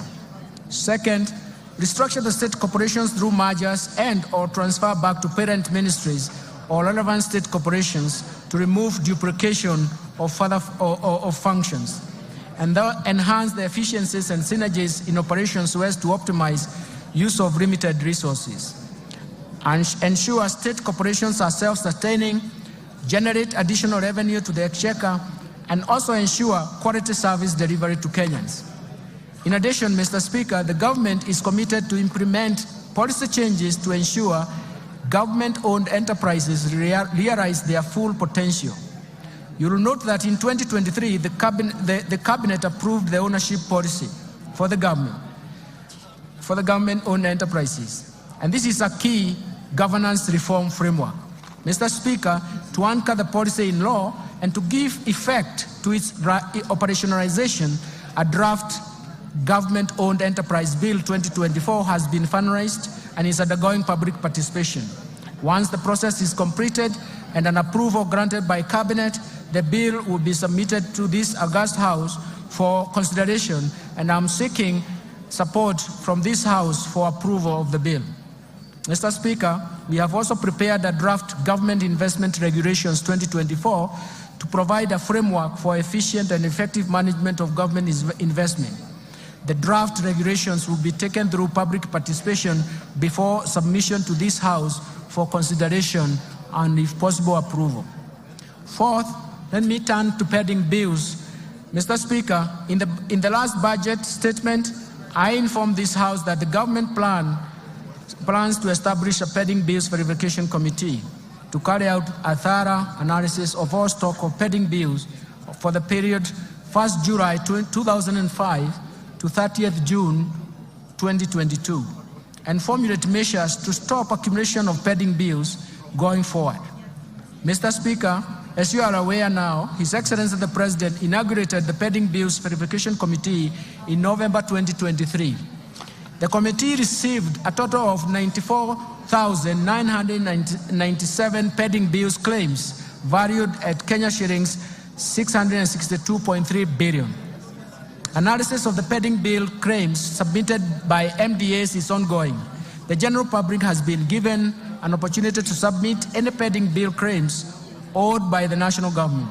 The committee is expected to complete its work and submit a report by October 2024 for implementation within the fiscal framework. Fifth, the national assets and inventory management reforms. Mr. Speaker, the National Treasury has initiated reforms geared towards automating assets and inventory management in MDAs as well as county governments. In this regard, the National Treasury will operationalize the assets and inventory management modules of IFMIS, with the module of all MDAs scheduled to launch and go live in July 2024. The rollout of county governments will commence thereafter. These reforms will enable the accounting officers to have feasibility of all assets and inventory under their control and facilitate optimal assets utilization. Sixth, let me turn to financial sector reforms. Mr. Speaker, the Kenya banking sector remains stable, resilient, and continues to play its role in mobilizing funds and channeling them to deserving productive economic sectors and activities. The banking sector remained profitable with a growth of assets of 0.3%. It is now standing at 7.74 trillion in February 2024. Credit from commercial banks to the private sector stood at around 6.9% in terms of growth in April 2024 and has benefited key sectors of the economy. The Financial Inclusion Fund, popularly known as the HASRA Fund, and the de-risking of lending to the MSMEs through the Credit Guarantee Scheme have facilitated additional lending to the MSME sector. Mr. Speaker, to position the banking sector to effectively play its role in Kenya's socio-economic transformation, 3 recent reforms have been implemented. First, the licensing and oversight of digital credit providers to address inherent challenges, including the high cost of credit, inadequate debt correction, inadequate disclosures and lack of transparency, breach of data privacy, and abuse of personal information. As at the end of March 2024, 51 digital credit providers have been licensed. Secondly, on climate change, the CBK in April 2024 issued draft Kenya Green Finance Taxonomy for public participation that will serve as a tool to classify whether particular economic activities are green or environmentally sustainable, and serve as a guide for banking sector and other market participants in making informed investment decisions or financing decisions.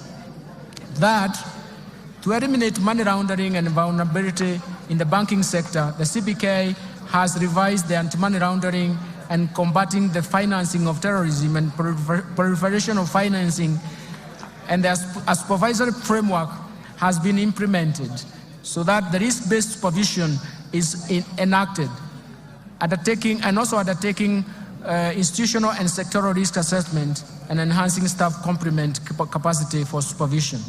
Mr. Speaker, the Kenya banking sector is exposed to dynamic global, regional, and even local developments, necessitating reforms in this respect. The following reforms are proposed. First, the Central Bank of Kenya intends to progressively increase the minimum core capital for banks from the current 1 billion to Kenya shillings 10 billion. The CBK will engage the market for an appropriate timetable to achieve this goal.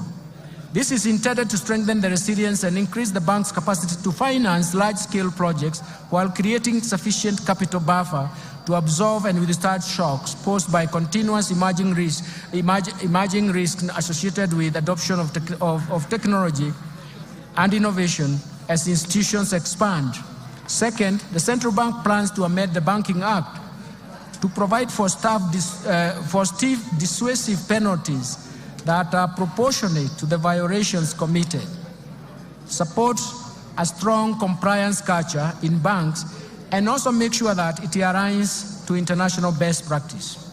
Let me turn to capital markets developments. Mr. Speaker, in order to enhance price discovery and boost income for coffee farmers, the Capital Markets Authority has licensed 14 coffee brokers, and so far, 29 auctions have been conducted under the Capital Markets Coffee Exchange Regulations 2020 at the Nairobi Coffee Exchange. In addition, the authority has approved the direct settlement system, which has been operationalized by one of the local commercial banks. Let me turn to pension reforms. Mr. Speaker, majority of Kenyans remain uncovered with the retirement benefits coverage stands at about 26%. We need to address this challenge. The Cabinet has approved the National Retirement Benefits Policy in November 2023 that requires all entities to enroll all the employees, both contractual and permanent, and pensionable for registered retirement benefits scheme. To effectively implement the policy, we have initiated the review and harmonization of all the laws governing the retirement benefits sector. Mr. Speaker, to ensure sustainability of the public service pension system, we are revamping the public service pension administration through digitization and re-engineering of the pension management system, which is expected to be completed by December 2024. Mr. Speaker, the informal sector has about 17 million workers, and that accounts for about 83% of the total workforce in the country. This segment has remained excluded from the pension coverage, mainly due to its unique and heterogeneous needs. The National Treasury has established the Kenya National Entrepreneur Saving Trust, KNEST, to handle pensions from the informal sector and anchor the savings component of the hustler fund while providing a channel for voluntary savings. Let me turn to insurance reforms. Mr. Speaker, to facilitate the growth of the insurance sector, the government developed a national insurance policy. This policy is guided by the review of the Insurance Act, which has served its purpose, albeit with progressive amendments, for the last 30 years. The Insurance Professionals Bill 2024, currently under consideration by this august House, will also strengthen the standards of practice in insurance and improve stability and performance of the insurance companies. I now turn to the fiscal framework, Mr. Speaker.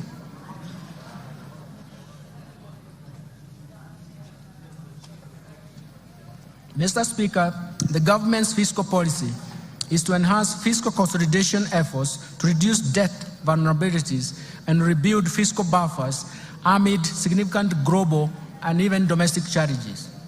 These external and domestic shocks that Kenya has experienced serve as a reminder of the importance of fiscal buffers.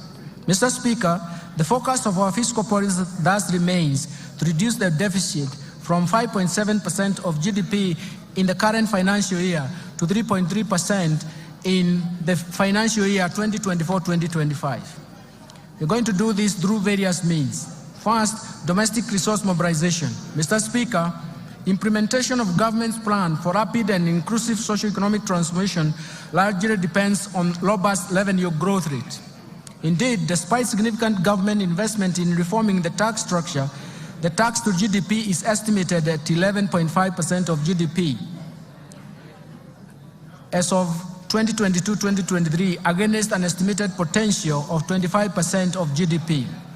And this is also the convergence criteria in the East African community countries. We therefore urgently need to address the challenges that negatively affects our revenue collection, some of these challenges include: first, there is an existence of hard-to-tax sectors.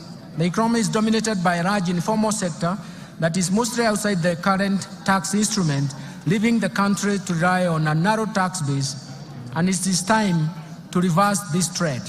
Second, proliferation of tax expenditures over the years. Tax expenditures are estimated right now at 2.9% of GDP if you consider the 2022 data. That it has major erosion to the tax base. Third, low tax compliance, largely attributed to factors such as the technical and complex nature of our tax laws and procedures, taxpayer apathy due to perceived inefficient use of tax revenues, high compliance costs, and inadequate taxpayer education. Fourth, there are difficulties in taxing emerging digital economy. The tax system is not fully equipped to deal with the emerging business models that leverage on the digital technology. Finally, Mr. Speaker, inadequate modern technology equipment for use at every stage or exit border points, misdeclaration and even misclassification of goods, inadequate customs border posts, infiltration of counterfeits, smuggling, and diversion of goods.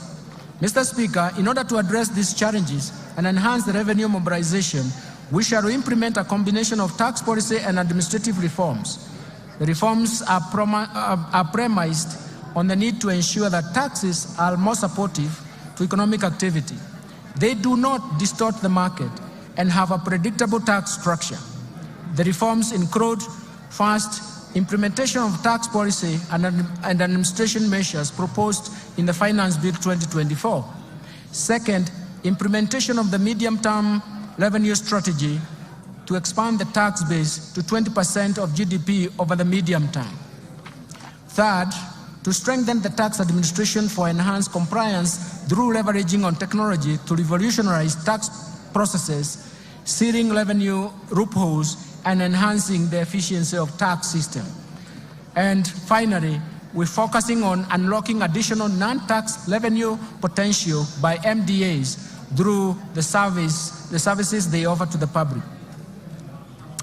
Let me turn to improving the efficiency of public expenditure. Mr. Speaker, turning to expenditures, we should ensure that our scarce resources are used in the most efficient and effective way. Mr. Speaker, in order to move towards a balanced budget and further improve efficiency in public spending, the following bold actions and reforms have been outlined in the financial year 2024-2025. First, rationalization of transfers to SAGAs by at least 30% from the financial year 2023-2024 approved budget, in line with the overall austerity measures cutting across all ministries, departments, and agencies. Second, curtailing spending on the following expenditure items: foreign travels, rationalization of all training expenses across government, and restricting all training to within government institutions, rationalizing all allocations for purchases of motor vehicles, and suspending purchases of furniture for a period of 1 year, and suspending all refurbishment and partitioning of government offices. Third, the expenditure control measures that include suspension of all new recruitment in the public sector for 1 year, for the next 1 year, audit and cleanse all public payrolls, pension, and transfers to the vulnerable, with a view to eliminate ghost workers, as well as enforce payments of salary scales and that are approved as recommended by SRC, and consolidation of public procurement for common user items. Fourth, minimizing government expenditure but by leveraging on technology, and this will entail use of Wi-Fi emails for efficient communication. 5, reviewing the insurance schemes, especially looking at EDU, AFIA, indigence, public service, police, and prison commissions and independent offices under the universal health coverage, and align them to the Social Health Insurance Fund. The Social Health Insurance Fund now will be important because it will afford all Kenyans a universal health care with more benefits. 6th, suspending the policy of SAGAs investing surplus funds and enforce the requirement of PFM Act 2012 and the PFM Regulations 2015 to surrender such funds to the Exchequer. And finally, reviewing the regional development authorities to remove duplication of laws within those county governments and MDAs. Since the beginning of this financial year, the government has also implemented initiatives to contain the growth of expenditures. First, the government has undertaken measures to reduce spending to non-priority expenditures. Second, the public-private partnership framework targets commercially viable projects, but also considers the contingent liabilities that come under this framework.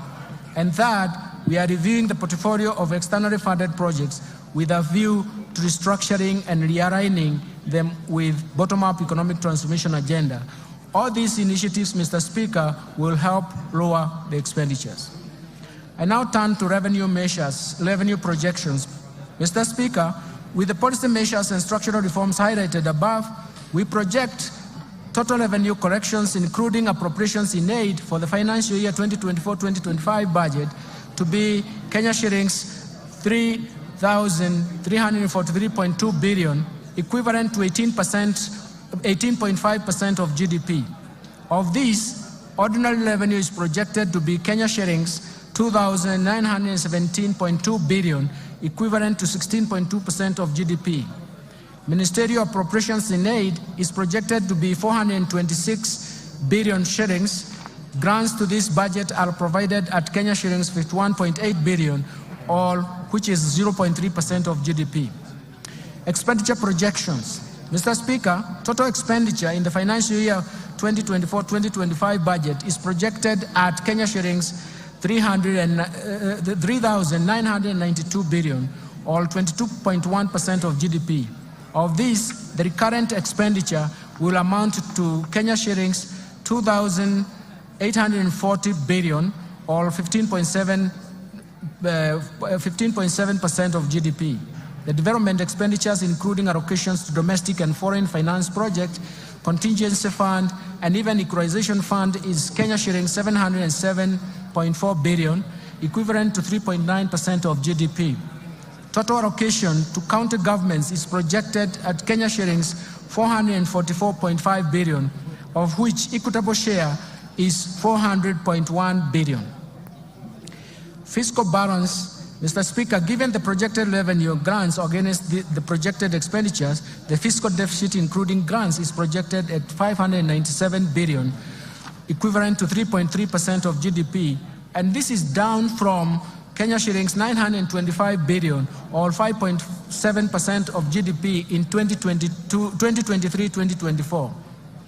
In this respect, the primary balance will improve to a surplus of 2.3% of GDP from a deficit of 0.4% of GDP in the current financial year. The fiscal deficit for 2024-2025 will be financed by net external borrowing of 333.8 billion, equivalent to 1.8% of GDP, and net domestic borrowing of 263.2 billion, which is equivalent to 1.5% of GDP.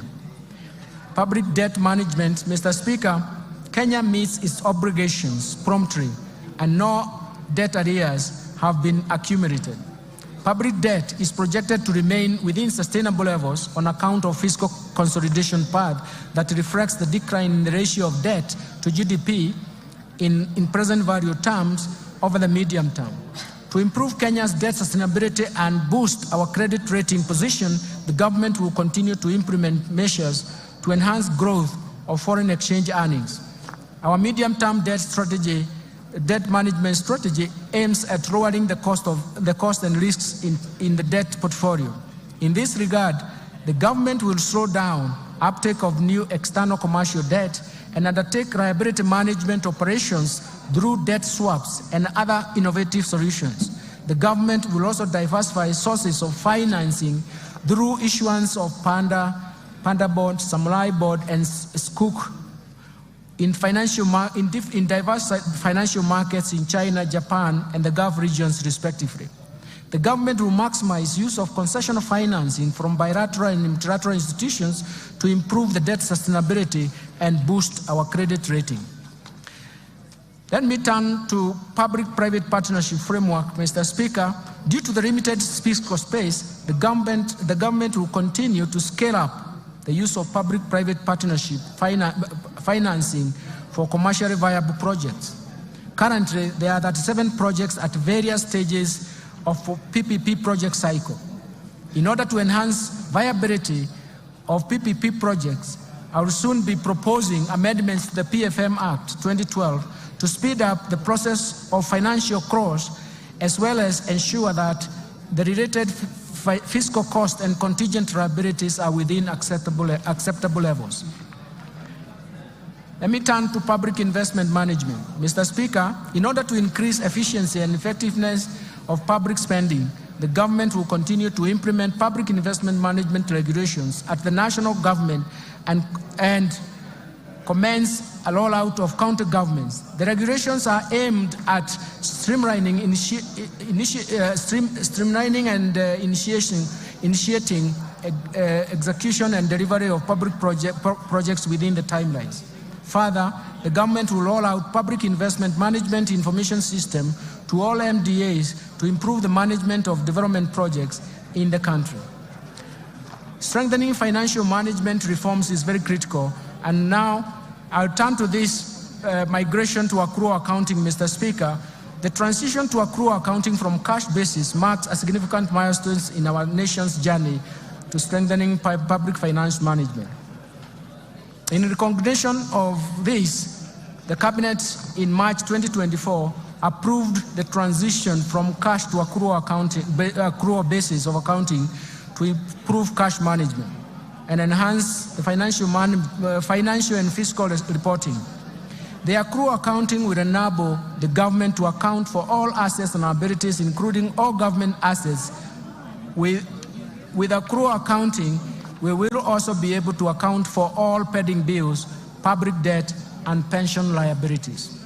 Mr. Speaker, this is an important step to strengthen the public finance management, and I will therefore direct all MDAs and county governments to migrate to accrual accounting starting July 2024. This effectively means, Mr. Speaker, that the last financial statement to be prepared on cash basis by national and county governments will be for the financial year 2023-2024.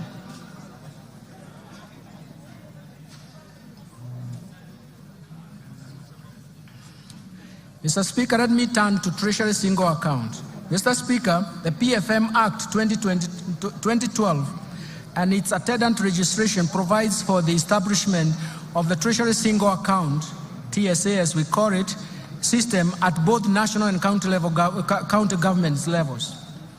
Based on the experience over the last 10 years since the enactment of PFM Act 2012, the need to review the scope of TSC implementation has become apparent. To improve public cash management, it is necessary to operationalize other elements of the TSA system and that are envisaged in the law. The automation of government payments through the Integrated Financial Management Information System, IFMIS, and the Central Bank of Kenya Internet Banking, IB, system forms a good basis to widen the scope of Treasury Single Account system. The National Treasury undertook an inventory of bank accounts and balances held by public sector entities in various financial institutions and established that as at 30th June 2023, these entities held Kenya shillings 431.7 billion with various financial institutions. These large cash balances were not immediately accessible at the time when the government was very, very cash strained. Mr. Speaker, to address this challenge and underscore the government's unwavering commitment for fiscal discipline, transparency, and efficiency in the management of public finances, the Cabinet approved the implementation of Treasury Single Account system in a clustered approach. The system will consolidate government cash resources into a single account held at the Central Bank of Kenya and sub-treasury single accounts at the commercial banks. The National Treasury in this respect will establish a treasury function to manage the TSA and the TSA sub-account structure so that every day the government financial position is known and ascertained. The migration of the TSA system commences on 1st July 2024. Let me now turn to resource allocation under the bottom-up economic transformation agenda. Mr. Speaker, let me turn the highlights to government spending priorities in the coming financial year.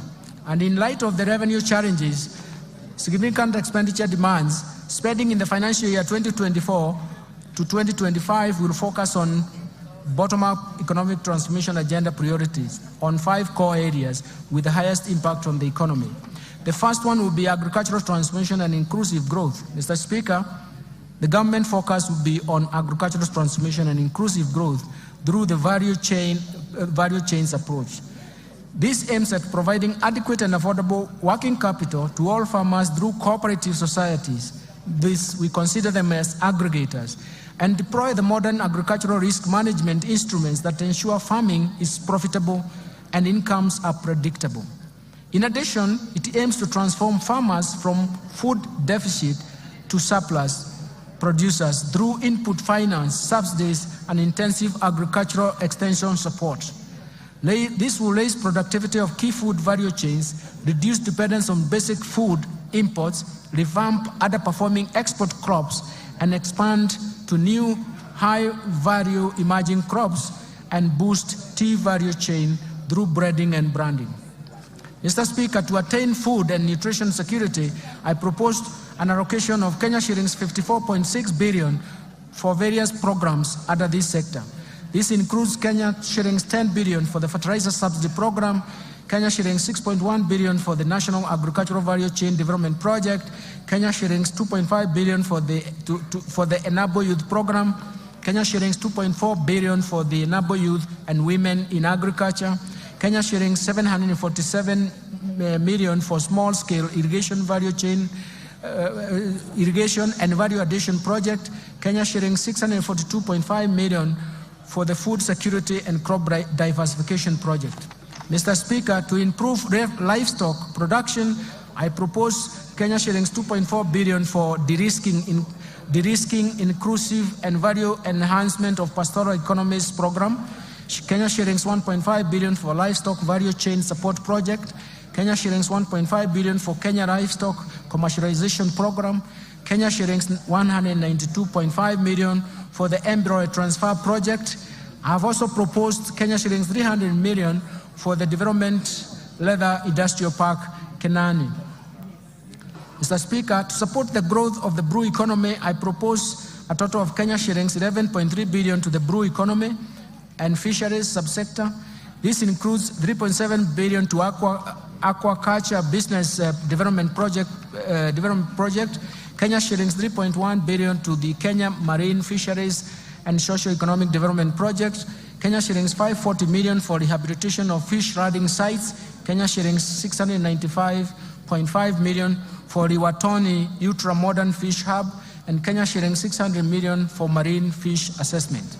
Mr. Speaker, to raise agricultural productivity and enhance resilience to climate change risks in targeted smallholder farming and even pastoral communities, I propose an allocation of 340 million shillings towards adding drought and emergencies project. Mr. Speaker, to ensure legitimacy of RAD ownership and settle the RAD race, I propose a sum of 5.5 billion. This allocation will cater for the processing and registration of the title deeds, settlement of the RAD race, digitization of the RAD registry, georeferencing of RAD parcels, and construction of RAD registries.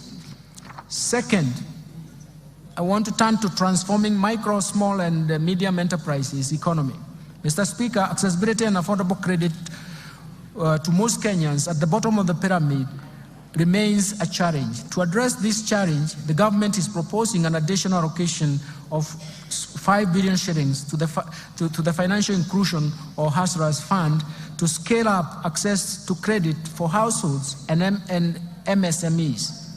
I also propose an additional 200 million for the Youth Enterprise Development Fund, Kenya shillings 162.5 million for the Center for Entrepreneurship Project, and Kenya shillings 1.9 billion for rural Kenya Financial Inclusion Facility.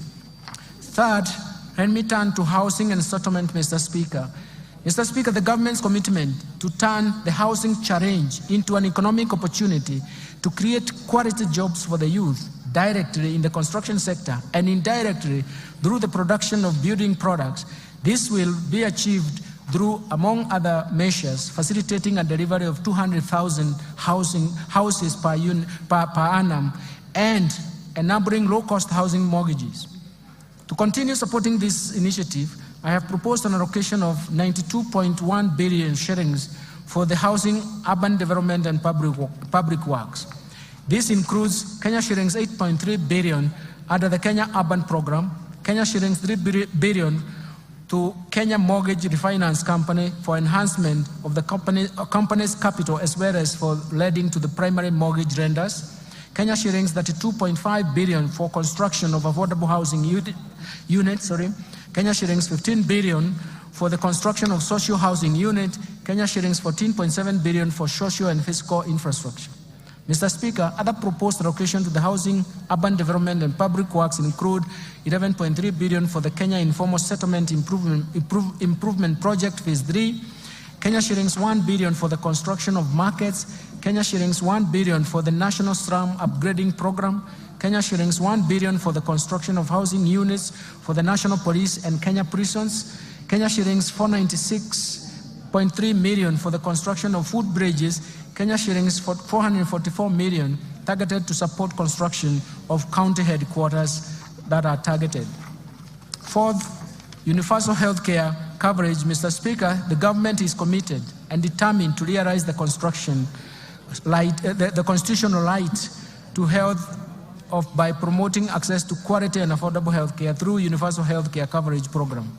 Towards this end, Mr. Speaker, I have proposed an allocation of 127 billion to the health sector to support various activities and programs. These include 4.2 billion for Kenya shillings, 4.2 billion for universal health care coverage, coordination and management unit, Kenya shillings 2 billion for free maternity health care, Kenya shillings 3.6 billion for managed equipment services, Kenya shillings 861.5 million to provide medical cover for the orphans, elderly, and severely disabled persons in our society, Kenya shillings 4.6 billion to cater for the stipend and acquisition of specialized medical equipment for the community health promoters, and 4.1 billion shillings for primary health care fund. Mr. Speaker, throughout the cases of HIV, AIDS, malaria, and tuberculosis, and enhance the vaccines and immunization program in the country, I have proposed Kenya shillings 28.7 billion for the Global Fund, and Kenya shillings 4.6 billion for vaccines and immunization programs, respectively. Mr. Speaker, to enhance the early diagnosis and management of cancer and reduce the burden of treatment among Kenyans, I have proposed an allocation of Kenya shillings 1.1 billion to strengthen cancer management in Kenyatta National Hospital and Kisii Level 5 hospitals. I have also proposed Kenya shillings 2 billion to the Emergencies, Chronic and Critical Illness Fund. Mr. Speaker, to improve health delivery services, health service delivery, I have proposed a sum of Kenya shillings 29.7 billion for Kenyatta National Hospital and Moi Teaching and Referral Hospitals. This includes 2.6 billion for the construction of Kenyatta National Hospital Burns and Pediatric Center. I've also proposed Kenya shillings 5.2 billion for the Kenya Medical Supplies Agency, Kenya shillings 2.5 billion for the Kenya Medical Research Institute, Kenya shillings 1 billion for procurement of family planning and reproductive health commodities, and Kenya shillings 760 million for procurement of equipment at the National Blood Transfusion Services. Further, to strengthen the capacity of medical personnel, I have proposed Kenya shillings 3.7 billion for medical interns, Kenya shillings 406 million for training of health personnel, and Kenya shillings 8.6 billion for Kenya Medical Training Center. Finally, the digital superhighway and creative economy. Mr. Speaker, investment in digital superhighway and creative economy continues to play a critical role in enabling the government achieve the objectives of bottom-up economic transformation agenda through increased productivity and competitiveness. On the creative economy promotion and of music, theater, and graphic design, digital animation, fashion, and craft, among others, continues to create jobs opportunities for the youth. Mr. Speaker, to support the growing digital superhighway and creative economy, I have proposed an allocation of Kenya shillings 16.3 billion to fund the initiatives in the information, communication, and technology sector. Specifically, this proposed allocation includes 1.1 billion for government shared services, 704 million for digital superhighway, 2.3 billion for the construction of Kenya Advanced Institute of Science and Technology at Concert Technopolis, 2.8 billion for Kenya Digital Economy Acceleration Project, and 2.8 billion for maintenance and rehabilitation of the last mile county connectivity network. In order to fast track the developments of the Concert Technopolis city, I have proposed an allocation of 1.5 billion for the horizontal infrastructure phase 1 and Kenya shillings 5.2 billion for the Concert data center and smart city facilities. Other key allocations to critical sectors supporting better include investment in critical infrastructure. Mr. Speaker, the government continues to expand and maintain critical infrastructure in roads, railways, sea, and airports to achieve socio-economic transformation that will also enhance Kenya's competitiveness and facilitate cross-border trade and regional integration. Towards this end, I have proposed an allocation of Kenya shillings 193.4 billion for development of roads. This includes 86.2 billion to support construction of roads and bridges, Kenya shillings 37.7 billion for the rehabilitation of roads, and Kenya shillings 69.5 billion for road maintenance. Mr. Speaker, to expand the railway transport and even associated infrastructure, I have proposed Kenya shillings 25.2 billion. I have also proposed Kenya shillings 2.4 billion for infrastructure development at Dogokudu Special Economic Zone, Kenya shillings 1 billion for Nairobi Bus Rapid Transport Project, Kenya shillings 316 million for promotion of e-mobility project, and Kenya shillings 239.4 billion for the development of Nairobi Railway City. To facilitate movement of goods and people in our inland waters, I have proposed an additional Kenya shillings 200 million for acquisition of ferries for Lake Victoria. Mr. Speaker, to scale up production of reliable and affordable energy, I have proposed an allocation of 69.7 billion to the energy subsector. This includes Kenya shillings 27.8 billion for the national grid system, Kenya shillings 24 billion for rural electrification, Kenya shillings 14 billion for the development of geothermal energy, Kenya shillings 2.2 billion for the alternative energy technologies, and Kenya shillings 920 million for the development of nuclear energy. Mr. Speaker, I now turn to improving education outcomes.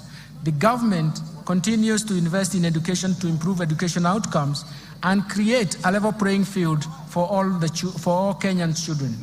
Mr. Speaker, from this end, I have proposed a total allocation of 656.6 billion, or 27.6% of total expenditures to the education sector.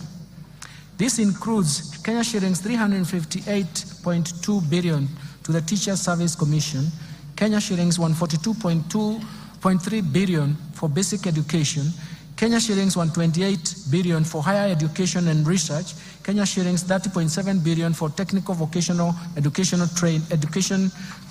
training.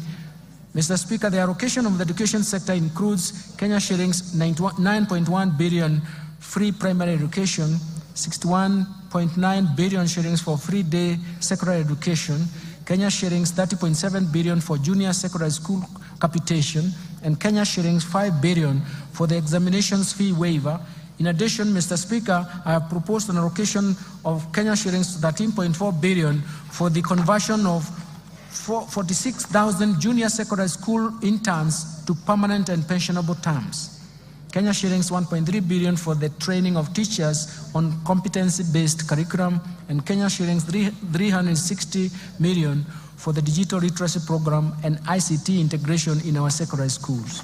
Mr. Speaker, to support infrastructure and infrastructure development and ensure safe learning in our schools, I have proposed an allocation of Kenya shillings 3.2 billion for primary and secondary schools infrastructure, Kenya shillings 1 billion for construction of classroom for junior secondary schools, and Kenya shillings 2.3 billion for the construction and equipping of technical training institutes and vocational training centers. Further, I have proposed Kenya shillings 11.1 billion for the Kenya Primary Education Equity in Learning Program, Kenya shilling 1.8 billion for construction of integrated resource centers, and Kenya shillings 1.5 billion for the Kenya Secondary Education Quality Improvement Project.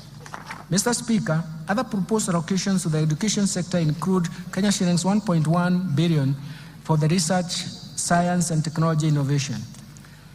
Mr. Speaker, the government is implementing the new funding model for public universities and TVET institutions through the provision of government scholarships and loans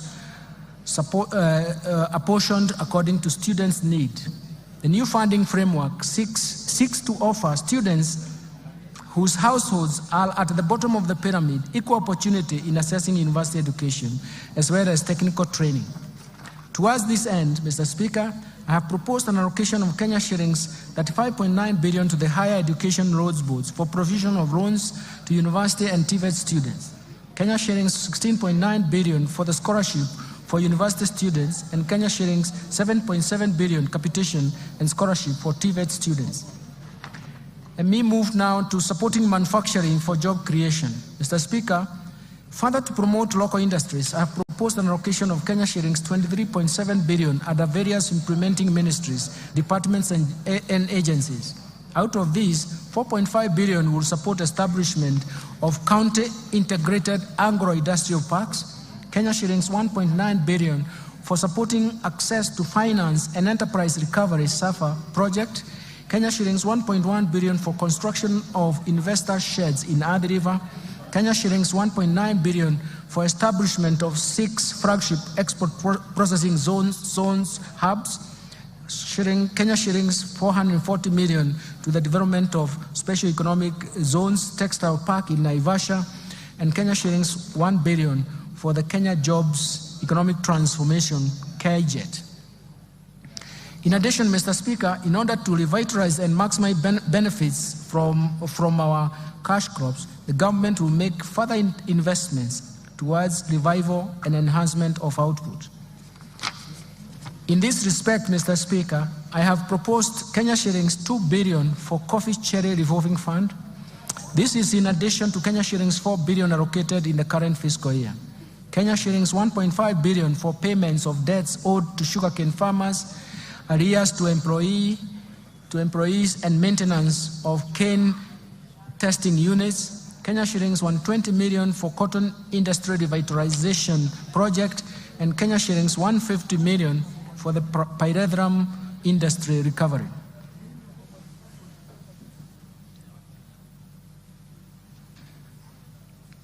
Mr. Speaker, in order to reduce over-reliance of the importation of edible oils and encourage local production and processing, I have proposed Kenya shillings 90 million for the coconut industry revitalization project, Kenya shillings 260 million for the National Edible Oils Crop Promotion Project, and an allocation to National Agricultural Value Chain Development Project, which includes support for cashew nut development. Mr. Speaker, to enhance milk processing, I have proposed Kenya shillings 1.5 billion for excess milk mop-up, Kenya shilling 500 million for modernization of KCC milk factories, and Kenya shillings 250 million for the construction of a milk factory in Narok. Mr. Speaker, to equip our youth with essential training and internship opportunities, I have proposed an allocation of 1.3 billion for the Kenya Industry and Entrepreneurship Project, Kenya shillings 119.9 million for the construction of industrial research laboratories, and Kenya shillings 114.3 million for the constituency industrial development centers.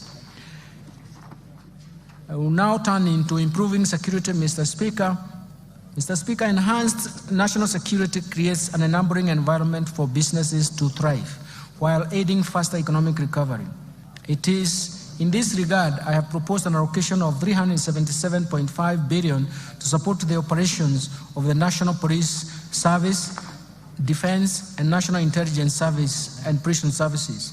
Mr. Speaker, the proposed allocations include Kenya shillings 173.1 billion for Defense, 110.6 billion for National Police Service, 46.3 billion for the National Intelligence Service, and Kenya shillings 32.7 billion for prison services. I have proposed an allocation of 13.9 billion to cater for leasing police motor vehicles and the modernization program. Mr. Speaker, to step up the war on crime and embrace support to administration of justice, I have proposed Kenya shillings 918.4 million to equip the National Forensic Laboratory. Protecting the vulnerable groups, Mr. Speaker, as a caring government, we shall continue to protect the vulnerable members of our society. I have in this regard proposed an allocation of 31.3 billion for social protection and affirmative actions in this budget. Mr. Speaker, out of this allocation, Kenya shillings 18.6 billion will cater for cash transfers to elderly persons, 7.9 billion for orphans and vulnerable children, Kenya shillings 1.2 billion for persons living with severe disabilities. Mr. Speaker, the proposed allocation includes 1.5 billion for the Kenya Hunger Safety Net Program, Kenya shillings 1.9 billion for the Kenya Social and Economic Inclusion Project. In addition, 815 million will go to Child Welfare Society of Kenya, 400 million to the Presidential Bursary for the orphans, Kenya shillings 600.1 million for National Council for Persons Living with Disabilities, and Kenya shillings 100 million for the National Albinism Support Program and Kenya shillings 100 for National Autism Support Program. Let me turn to equity, poverty reduction, women and youth empowerment. Mr. Speaker, the most pressing challenge in our country at the moment is lack of jobs or job opportunities for the youth. This has been exacerbated by the multiple shocks that have hit our economy. And in order to empower the youth and support businesses owned by the youth and women, I have proposed Kenya shillings 89.5 billion for these initiatives. This allocation includes 10.4 billion for the National Youth Service, 1.1 billion for the Kenya Youth Empowerment Program, 200 million for the Youth Enterprise Development Fund, 162.5 billion for the Center for Entrepreneurship, 230 million for the establishment of youth empowerment centers, 2.7 million to National Youth Opportunity towards Advancement, NYOTA. In addition, I have proposed Kenya shillings 649.8 million to strengthen the film industry in Kenya. Mr. Speaker, the government is committed to ensuring increased income for our women through employment creation and supporting women-led enterprises. And to further empower our women, I have proposed Kenya shillings 182.8 million for the Women Enterprise Fund, Kenya shillings 3.5 billion for the National Government Affirmative Action Fund. Mr. Speaker, to promote regional equity, reduce poverty and enhance social development, I have proposed Kenya shillings 63 billion for the National Government Constituency Development Fund, as well as Kenya shillings 8 billion for the Equalization Fund to finance programs identified in marginal areas. Let me turn now to stimulating tourism, growth, sports, culture, and recreation and arts. Mr. Speaker, the government has prioritized expanding the space for creativity, including freedom of expression and protection of intellectual property rights.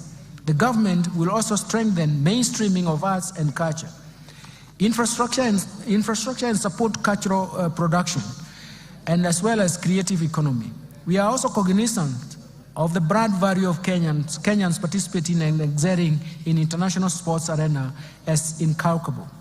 To support tourism, sports, culture, and even recreation, I have proposed an allocation of 23.7 billion, and this includes an allocation of 16.5 billion for the Sports, Arts, Social Development Fund, Kenya shillings 4.9 billion for the Tourism Fund, and Kenya shillings 2.2 billion for the Tourism Promotion Fund. Let me turn to environment protection, water and natural resources. Mr. Speaker, in order to support environment and water conservation and respond to climate change, I have proposed an allocation of Kenya shillings 10.7 billion for forest resources conservation and management, 1.7 billion for forest research and development, 2.7 billion for environment management and protection, 5.9 billion for the Kenya Financing Locally Led Climate Action Project, 1.6 billion for meteorological services, and Kenya shillings 13.1 billion for wildlife security, conservation, and management. In addition, Mr. Speaker, I have proposed Kenya shillings 1 billion for wildlife research and development, Kenya shillings 1.2 billion for human-wildlife conflict compensation, and Kenya shillings 800 million for wildlife insurance. Mr. Speaker, to expand and access clean and adequate water for domestic and agricultural use, I have proposed an allocation of Kenya shillings 36.6 billion for the water and sewerage infrastructure development, 12.5 billion for water resources management, and Kenya shillings 1.9 billion for water storage and flood control. In addition, I have proposed 17.8 billion for irrigation and land reclamation, Kenya shillings 1.9 billion for water harvesting and storage for irrigation. I now turn to improving governance and sustaining the fight against corruption. To enhance good governance and Mr. Speaker, and scale up fight against corruption, I have proposed Kenya shillings 4.2 billion for the Ethics and Anti-Corruption Commission, 4 billion for the Office of Director of Public Prosecution, 6.9 billion for the State Law Office, 8.7 billion for the Office of the Auditor General. In addition, Mr. Speaker, to enhance the oversight and registration of the role of Parliament, I propose an allocation of Kenya shillings 44.6 billion for Parliament. To enable administration and justice, I propose an allocation of 24.7 billion for the judiciary. This includes 900 million for construction and refurbishment of courts and 800 million for the automation of the judiciary. Allocations to the county governments, Mr. Speaker, I turn to this. The county governments will receive a proposed allocation of 400.1 billion as equitable share in the financial year 2024-2025. It's for the first time that they have arrived to this figure of 400 and surpassed it in the last 12 years of devolution. As equitable share of financial year 2024-2025, and this is equivalent to 25.48% of the actual revenue raised nationally for the financial year 2020-2021, which is in compliance with Article 203, subsection 2 of the Constitution of Kenya. In addition to the equitable share of revenue, a further 44.4 billion has been proposed as additional allocation to county governments. This comprises of 8.76 billion for the national government share of revenue, Kenya shillings 35.66 billion from proceeds of external loans and grants for the external loans and grants. Equalization Fund, Mr. Speaker, we have proposed an allocation of 8 billion for the Equalization Fund, which is 0.5% of the actual revenue raised nationally in 2020-2021 reference year. Measures to enhance county government's own source revenue, Mr. Speaker, the National Treasury is implementing a policy to support the enhancement of own source revenue by county governments as we await the enactment of the National Rating Bill. This bill will enable the county governments to correct more property rates, including contribution in lieu of rates.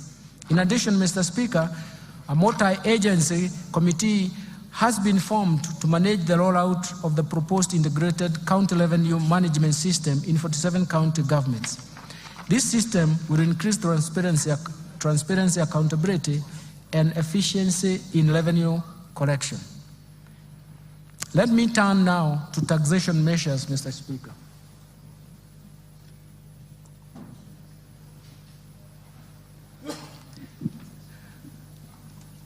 The policy measures to support the budget, the tax policy measures supporting the budget for the financial year 2024-2025 budget are very, very critical. In the course of this year, we embarked on tax policy review through a number of tax studies that will support the development of a progressive tax system. Mr. Speaker, the objective of these reforms is to develop an elaborate tax policy that will raise adequate revenue to finance recurrent as well as development budgets. For this to materialize, we intend to first to develop diverse methods to enlarge the tax base. Second, we want to make sure that we minimize tax expenditures that amount to Kenya shillings 396 billion, which is equivalent to 2.9% of GDP as of 2022. Of the Kenya shillings 396 billion, 63.1% of it is on VAT refunds alone on zero-rated final consumer goods. Third, we want to create a tax system that is not only predictable to taxpayers, but also yields predictable revenues to government. Fourth, we want to develop a tax system that supports markets, that supports production, consumption, and even investments. Mr. Speaker, thank you. Mr. Speaker, the year 2024-2025 marks the beginning of these reforms through the proposed amendments in various tax laws contained in the Finance Bill 2024. Mr. Speaker, these reforms are part of a wider tax policy reforms contained in the medium-term revenue strategy, and I will shortly be providing highlights of these reforms. Additionally, Mr. Speaker, during the East African Community pre-budget consultations held in May 2024, the ministers responsible for finance and economic planning in the East African Community region agreed on customs measures that will support and protect industries in the region. Mr. Speaker, the tax measures proposed in the Finance Bill 2024 and the said custom measures are expected to generate an additional Kenya shillings 346.7 billion or 1.9% of GDP to the exchequer for the financial year 2024-2025.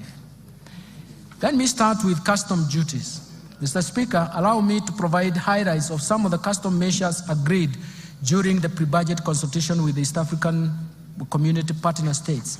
Mr. Speaker, the ministers agreed on a number of measures for enhancing the competitiveness of locally manufactured products by allowing stays of application for the East African Community Common External Tariff, not to change the rates and where necessary, adopt higher rates of duty to encourage local production in East African Community countries. The ministers also agreed on duty remissions for raw materials and inputs used by local manufacturers to facilitate East African Community domestic production. Mr. Speaker, in order to meet local demands and enhance food security in Kenya on key staple foods, Kenya was granted an extension of the current stay of application of to import rice at a duty rate of 35% or $200 per metric ton, whichever is higher, for 1 year, instead of East African Community Common External Tariff rate of 75% or $345 per metric ton, whichever is higher. And also, Kenya was allowed to import wheat at a duty rate of 10% instead of 35% for 1 year under the EAC, East African Community Duty Remission Scheme. Mr. Speaker, Kenya has a strong assembly of electronics industry, including mobile phones. In order to further open up the ICT sector to more investors, Kenya requested for duty remission on inputs for manufacture and assembly of smart telecommunication devices, including mobile phones, laptops, and tablets. This request was granted. Mr. Speaker, the local assembly of automotives continues to facilitate job creation with positive ripple effects in other supportive sectors, especially in the manufacturing of spare parts. In this regard, Kenya continued to develop capacity in the assembly of prime movers, road tractors, trailers, to meet both local and regional demand. In order to safeguard this capacity, Kenya was granted a stay of application of East African Common External Tariff rate of 10% to apply a duty rate of 25% for prime movers and 35% for trailers for 1 year. Further, in order to continue supporting the assembly of motorcycles in the region, East African community ministers in this regard agreed to extend the duty remission on importation of raw materials for the manufacture of parts used in the assembly of motorcycles, including leaf springs and wiring harness. In addition, ministers agreed to extend duty remission for completely knocked down kits for assembly of motorcycles at the rate of 10%. Mr. Speaker, the growth of investment in metal and allied subsector has enhanced the capacity to manufacture various iron and steel products in the region. To safeguard the gains in this subsector, the ministers agreed to retain the duty rate at 35% with the corresponding specific rates for imported iron and steel products for a further 1 year. In order to promote and protect textile and apparel sector, which is one of the 9 bottom-up economic transformation agenda value chains prioritized in this budget, Kenya was allowed to apply a rate of 25% on selected fabric products with corresponding specific duty rates in order to curb undervaluation and under-invoicing of imported products. Further, to ensure competitiveness of textile products that are produced locally in sufficient quantities, Kenya was granted a stay of application and will apply a higher duty of 35%. Mr. Speaker, in order to reduce production cost of animal feeds, Kenya was allowed to extend importation of inputs for manufacturers of animal feeds duty-free under the East African Community Duty Remission Scheme. Mr. Speaker, leather and leather products is one of the value chains under BETA. Kenya has sufficient supply of hides and skins to meet the demand from local manufacturers of leather and leather products. In order to promote this industry and enhance incomes of our pastoral farmers, the ministers agreed to retain a stay of application of duty import on imported leather bags at 35% for Kenya. Mr. Speaker, I have just highlighted a few of the customs measures agreed by East African Community Ministers of Finance. The complete list will be gazetted by the East African Community Secretariat and will become effective starting June 1st July 2024. Let me now turn to the finance bill, Mr. Speaker.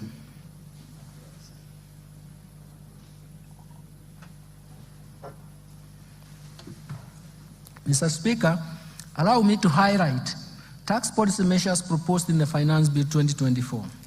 I will begin with the proposed amendments to the Income Tax Act, followed by Value-Added Tax, Excise Duty Act, Tax Procedures Act, and Miscellaneous Fees and Levies. Mr. Speaker, let me start with amendments to the Income Tax Act. Currently, retirement benefits, Mr. Speaker, are subjected to tax.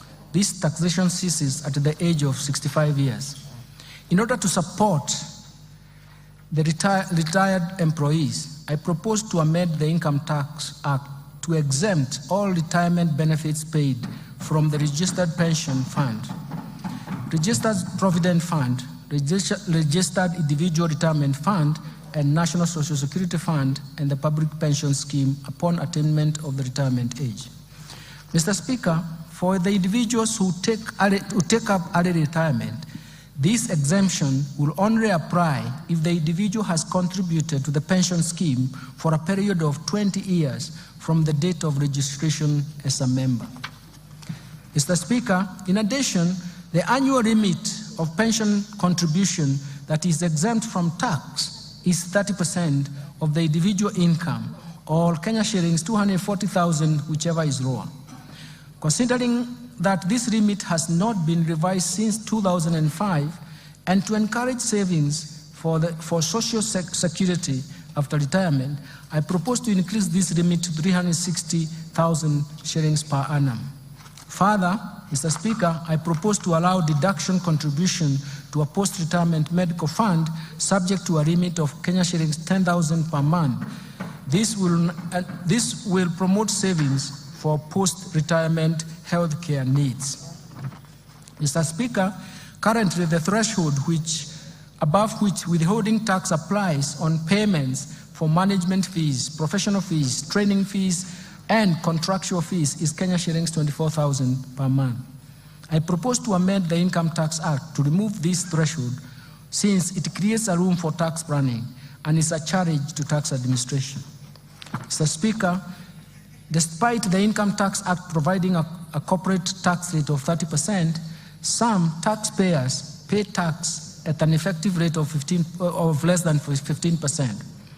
This is due to vigorous tax planning and tax incentives provided under the Act. To prevent this practice, I propose to amend Income Tax Act to introduce a minimum top-up tax payable by a multinational group with a consolidated annual turnover of euro 750 million, whose effective corporate tax rate is below 15%. Mr. Speaker, the spectrum of license fees paid by telecommunication operators are currently not tax deductible, creating unfairness in the tax system. In this regard, I propose to amend the Income Tax Act to allow telecommunications network operators to deduct the spectrum licenses fees over a period of 10 years. Mr. Speaker, advanced pricing agreements have emerged as a valuable tool for preventing tax disputes related to transfer pricing of cross-border transactions.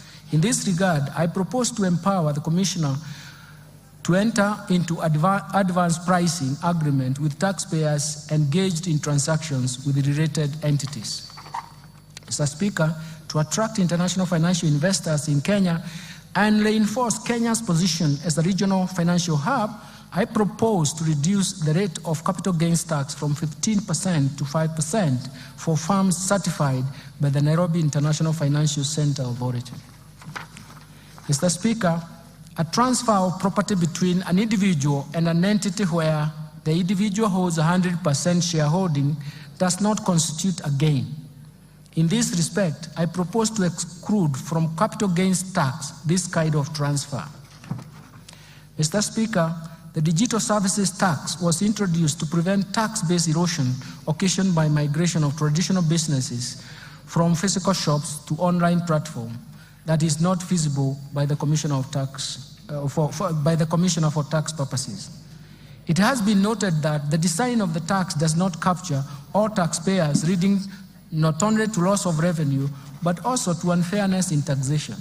For this reason, and in line with international best practice, I propose to amend the Income Tax Act to replace the digital service tax with the significant economic presence tax.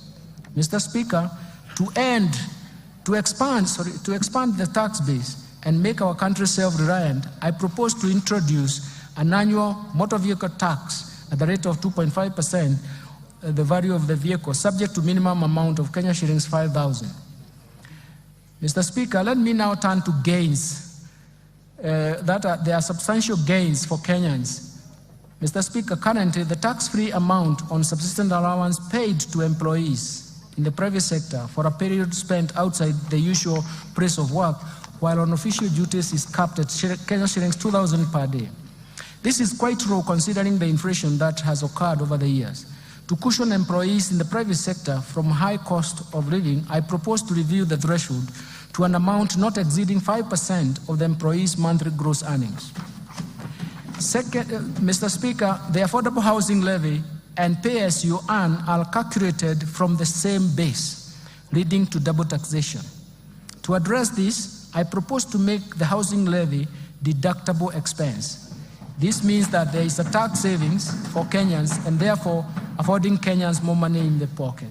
Mr. Speaker, in order to encourage Kenyans to continue constructing their own houses, I propose to increase the limit of interest payments that qualify for mortgage relief from Kenya shillings 300,000 to Kenya shillings 360,000 per annum. Let me turn now, Mr. Speaker, to amendments to the value-added tax. Mr. Speaker, I will now highlight the amendments of the value-added tax. Mr. Speaker, currently the registration of VAT is a requirement for a person who makes taxable supplies of Kenya shillings 5 million or more. This threshold was last reviewed in 2007. In recognition to the effect of inflation over the years and to enhance efficiency in tax administration, I propose to increase the threshold to Kenya shillings 8 million. Mr. Speaker, the VAT Act allows taxpayers making both taxable and exempt supplies to claim input tax where the proportion of exempt supplies is less than 10%. This has led to tax planning and hence loss of government revenue. To address this, I have proposed the removal of the threshold so that only the input tax relating to taxable supplies are deductible. Mr. Speaker, in support of the government's effort to combat malaria, I propose to remove VAT on mosquito repellents and raw materials used in the manufacture of repellents. This will encourage local production of the repellents. Mr. Speaker, tax expenditure was estimated at 393.6 billion, or about 2.9% of GDP for the year 2022. Of this amount, VAT tax expenditure amounted to 248.3 billion, or what is 63.1% of the total estimate of tax expenditure, which is a large erosion of the VAT tax base. Mr. Speaker, tax expenditure creates avenues for revenue leakage and thus denying government the revenue to support key priorities that benefit majority of Kenyans, of the citizens in Kenya.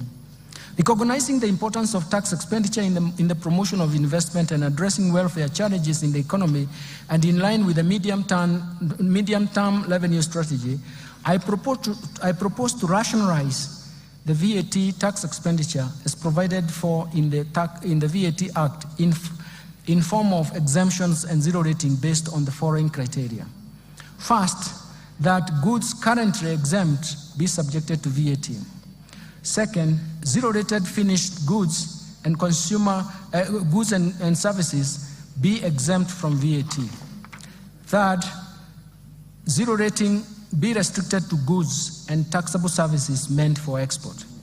Based on the above, Mr. Speaker, based on the above criteria, Mr. Speaker, I have proposed several amendments to the first schedule of the VAT Act in order to move some goods and services from exempt to vatable status.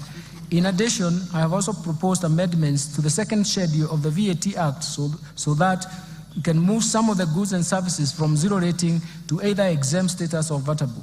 This rationalization is expected to expand the VAT tax base and create fairness in taxation. Let me turn now to amendments in the Excise Duty Act. Mr. Speaker, the tax measures I have proposed under excise duty, I propose to change as follows. I propose to change the due date of payment of excise duty on alcoholic beverages from 24 hours to within 5 working days after removal from the stockroom. The 24 hours time frame has posed administrative challenges and cash flow, as well as cash flow challenges to the taxpayers. Mr. Speaker, to protect local assemblies and create fairness and equity in taxation, I propose an introduction of excise duty on imported, fully built motorcycle at the rate of 10% of the customs value, in addition to specific tax duty rate of Kenya shillings 12,952.83 cents per unit, whichever is higher. Mr. Speaker, participation in betting, gaming, prize competition, lotteries continues to affect socio-economic fabric of our society, given their addictive nature. Mr. Speaker, last year we raised the excise duty on these activities from 7.5% to 12.5% to discourage participation. Despite this increase, participation rate in these activities by Kenyan citizens, especially school-going children and young adults, continues to persist. To further discourage this behavior, I propose to increase the excise duty tax rates to 20%. Mr. Speaker, in line with research findings commissioned by the National Treasury on the taxation of alcoholic beverages, I propose to review the excise duty structure on wines and beer from specific rates per litre to the rate of Kenya shillings 22 shillings and 50 cents per centiliter of pure alcohol. In other words, we want to start taxing alcohol beverages on the basis of alcohol content. Further, I propose to change excise duty rate on spirits from specific rates per litre to Kenya shilling 16 per centiliter of pure alcohol. This new structure of taxation based on alcoholic content does not distort the markets, and does not affect the investment decision, and it is expected to encourage responsible consumption behavior of these alcoholic beverages. Mr. Speaker, I also propose to review excise duty structure on cigarettes in line with research conducted and advice that has recommended harmonization of excise duty rates for cigarettes with and without filters at the rate of Kenya shillings 4,100 per mile. This will reduce the incentive for misdeclaration and illicit trade. Mr. Speaker, I propose to increase the excise duty rate from Kenya shillings 1,594.50 cents per kilogram to Kenya shillings 2,000 per kilogram on products containing nicotine or nicotine substitute to address their adverse effects on human health. This excludes those approved medicinal products. Additionally, I propose to increase the excise duty rate on liquid nicotine for electronic cigarettes from Kenya shillings 70 per milliliter to Kenya shillings 100 per milliliter. Mr. Speaker, to provide fair treatment to both residents and non-residents offering excisable services, I propose to amend the Excise Duty Act to charge excisable services offered in Kenya by non-residents through a digital platform. Mr. Speaker, the Finance Act introduced excise duty on fees charged on advertisement of alcoholic beverages, betting, gaming, lotteries, and prize competition on TVs, print media, billboards, and FM stations. This resulted to a shift in choice of advertisement platform, from the traditional media to internet and social media. To create a level playing field and to achieve the intended purpose, I propose to expand the scope of this tax to include fees charged on internet and social media advertisements. Mr. Speaker, in order to enhance the administrative efficiency in the issuance of excise licenses to persons dealing with excisable goods or services, I have proposed an amendment to provide for issuance of licenses within 14 working days upon receipt of all required valid documents by the Commissioner. Mr. Speaker, the Finance Act 2023 introduced duty on imported eggs, potatoes, onions at the rate of 25%. To promote trade across East African region, I propose the removal of this excise duty on imported eggs, potatoes, and onions originating from East African Community Partner States, subject to goods meeting the East African Community Rules of Origin.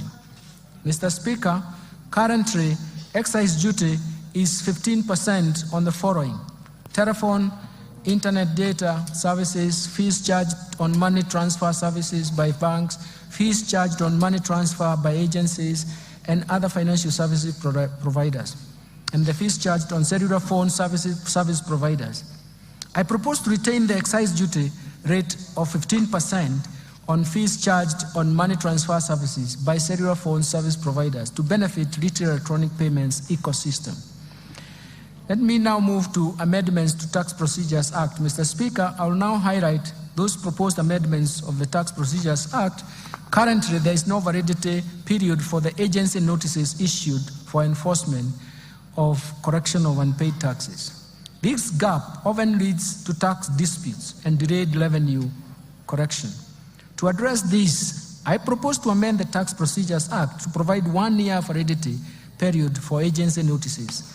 Mr. Speaker, in order to align the timelines for claiming VAT and in the Tax Procedures Act and VAT Act, I propose to delete the reference on timeliness for claiming refunds at the VAT Act, so that the applicable timeline is the 6 months that is provided under the Tax Procedures Act. Mr. Speaker, currently registered manufacturers whose value of investments is in the preceding year, in the preceding 3 years is at least 3 million, are exempted from withholding tax.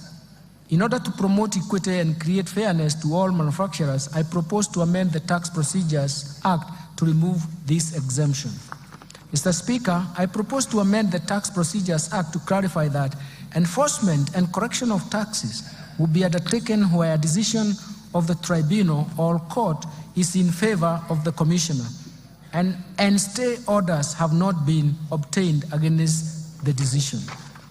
Mr. Speaker, the 60 days provided to the Commissioner in the Tax Procedures Act to review documents submitted by the taxpayers in support of an objection of tax assessment by the Commissioner are not adequate.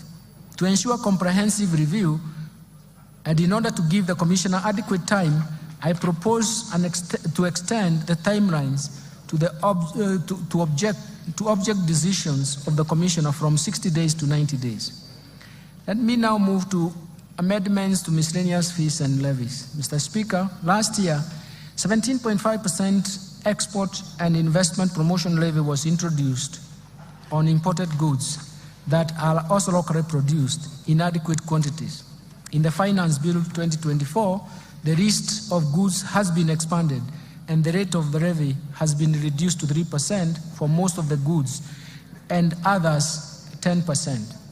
Mr. Speaker, in order to facilitate the National Intelligence Service to carry out its mandate, I propose to amend the Miscellaneous Fees and Levies Act to exempt the National Intelligence Service from payments of import declaration fee and railway development levy on security equipment and motor vehicles imported or purchased locally for official use. Mr. Speaker, the high production and importation of hazardous goods, particularly electrical and electronic devices, into the country has led to significant increases in electronic waste. We call it e-waste in Kenya. This surge in waste production poses a considerable risk to both the environment and human health. In this regard, I propose to introduce eco-levy on various products to be payable in line with the polluter pays principle. Mr. Speaker, the levy will be imposed under the Miscellaneous Fees and Levies Act. Then we turn to the amendments to the Kenya Revenue Authority Act. Mr. Speaker, to enhance public knowledge and literacy on tax matters, I propose to amend the Kenya Revenue Act to enable Kenya School of Revenue Administration collaborate with other institutions of higher learning, develop curricula, assess, examine students, and award certificates in tax matters. I have submitted this amendment in a separate bill. In conclusion, Mr. Speaker, the government, under the leadership of His Excellency, the President, Honorable Dr. William Samoei Ruto, has succeeded in steering the economy through a very difficult period of global and domestic challenges.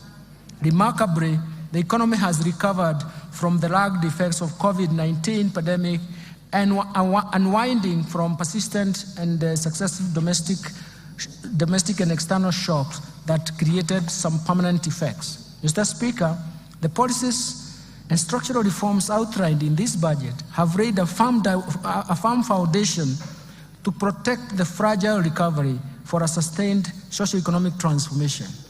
Financing development is critical to this economic transformation. That is why raising adequate revenues is a core pillar to this economic transformation and growth. I'm confident that these measures will create jobs. They will strengthen economic recovery, and they will reduce the cost of living in the country, thereby providing the much-needed relief to the common mwananchi. I therefore urge honorable members and all Kenyans to support the implementation of the measures contained in this budget for our mutual prosperity. Finally, Mr. Speaker, achieving prosperous Kenya requires leadership and support of every Kenyan. For this reason, I wish to thank His Excellency the President, Dr. William Samoei Ruto, and His Excellency the Deputy President, Honorable Rigathi Gachagua, for their continued wise guidance and leadership and even perseverance to long hours of working to get things right. My special appreciation goes to Prime Cabinet Secretary, the Attorney General, my fellow Cabinet Secretaries, and the respective Principal Secretaries and accounting officers and staff of all MDAs for their support and contribution to the financial year 2024-2025 budget making process and contributions to these budget proposals. My sincere appreciation also goes first to you, Honorable Speaker of the National Assembly, and your counterpart in the Senate, the majority and minority leaders of the entire House leadership, including respective clerks, for overseeing the approval process of the budget estimates for the financial year 2024-2025 and related documents. Second, to honorable chairs, members of both Budget and Appropriation Committee and Finance and National Planning Committee, and all the other departmental committees of this House, as well as of the staff of the Parliamentary Budget Office, for their constructive input, excellent leadership during the approval process and the discussions that we have had in the process of these budget proposals. Third, let me thank my colleagues, the National Treasury and Economic Planning, led by Dr. Chris Kipto, the Principal Secretary, and the National Treasury, and James Mohati, the Principal Secretary of State Department of Economic Planning, for their commitment, dedication, and support in the preparation of this budget process, including their own leadership in their own MDAs. Fourth, I want to thank the management and staff of the Central Bank of Kenya, Kenya Revenue Authority, financial sector regulators, and other MDAs for their contributions and advice during this budget process. My gratitude also goes to the multilateral and bilateral development partners for their continued technical and financial support. And further, I thank the private sector for its sustained contribution to the discussions we have had to support the growth of our economy. Sixth, I wish to appreciate the media and non-state actors for their active engagement and even participation in the 2024-2025 budget process. Mr. Speaker, I remain immensely grateful to my family and their support and inspiration as I execute my duties at the National Treasury and Economic Planning, which is not an easy task, I can tell you. Lastly, Mr. Speaker, my utmost gratitude goes to all Kenyans for their contributions, proposals, and suggestions received during the finalization of the budget proposals. The outcome of these measures are to our own benefits and a reward to perseverance on the difficulties that we have gone through and to solve the difficulties ahead of us. Thank you, and may God bless you. Mr. Speaker, before I resume my seat, you recall that I have already submitted to this House the budget estimates and the Finance Bill 2024 together with the accompanying documents as required by the Public Finance Management Act 2012. Today, I further submit the following documents to this august House, and I request that you graciously receive them. First, the budget statements for the financial year 2024-25. Second, the 2024 budget policy statement. Third, estimates of revenue, grants, and loans for the financial year 2024-2025 budget. Fourth, financial statements for the financial year 2024-2025 budget. Fifth, medium-term debt management strategy 2024. Sixth, budget highlights, the Mwananchi guide, the financial year 2024-2025 budget. And finally, statistical annex of the budget statements for the financial year 2024-2025. Thank you, Honorable Speaker. I beg to move. Thank you, Minister.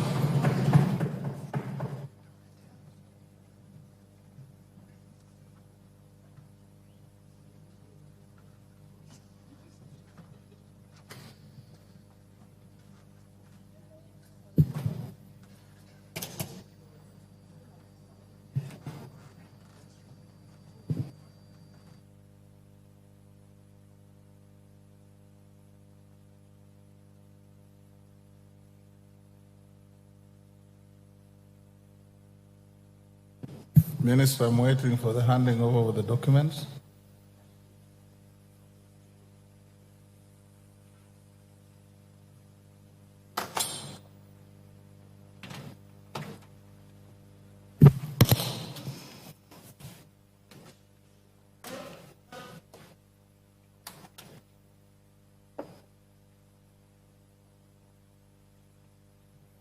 Thank you. You may take your seat. Honorable members, I wish to thank the Cabinet Secretary for the National Treasury and Economic Planning for ably making a public pronouncement of the budget highlights and revenue-raising measures for the national government for the year 2024-25 and the medium term. In this regard, honorable members, I wish to confirm that in conformity with the provisions of Article 2211 of the Constitution, Section 37, 39, and 39A of the Public Finance Management Act 2012, and Standing Order 244C, the Cabinet Secretary submitted to the National Assembly the documents and legislative proposals required to implement the national government budget for financial year 2024-25 on 30th April 2024. This is within the prescribed timeline. The documents submitted by the Cabinet Secretary included the estimates of revenue and expenditure for the national government and the Finance Bill 2024, which is currently under consideration by the House.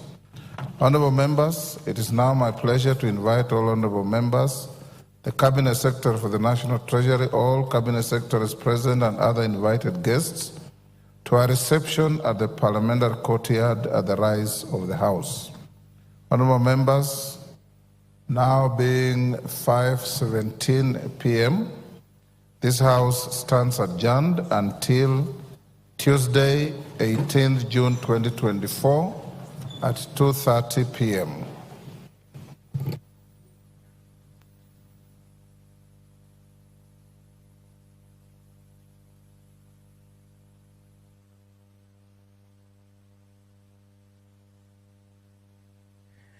The Treasury Cabinet Secretary, Professor Njuguna Ndung'u, has delivered his much-awaited speech.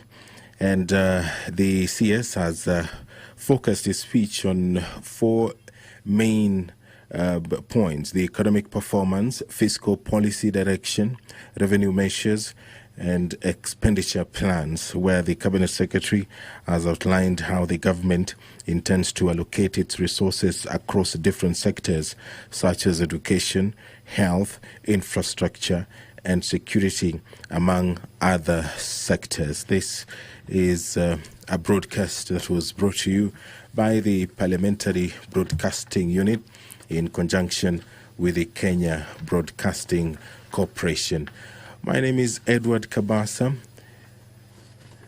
That's where we wind up the broadcast of the Parliamentary Business on this 13th day of June 2024.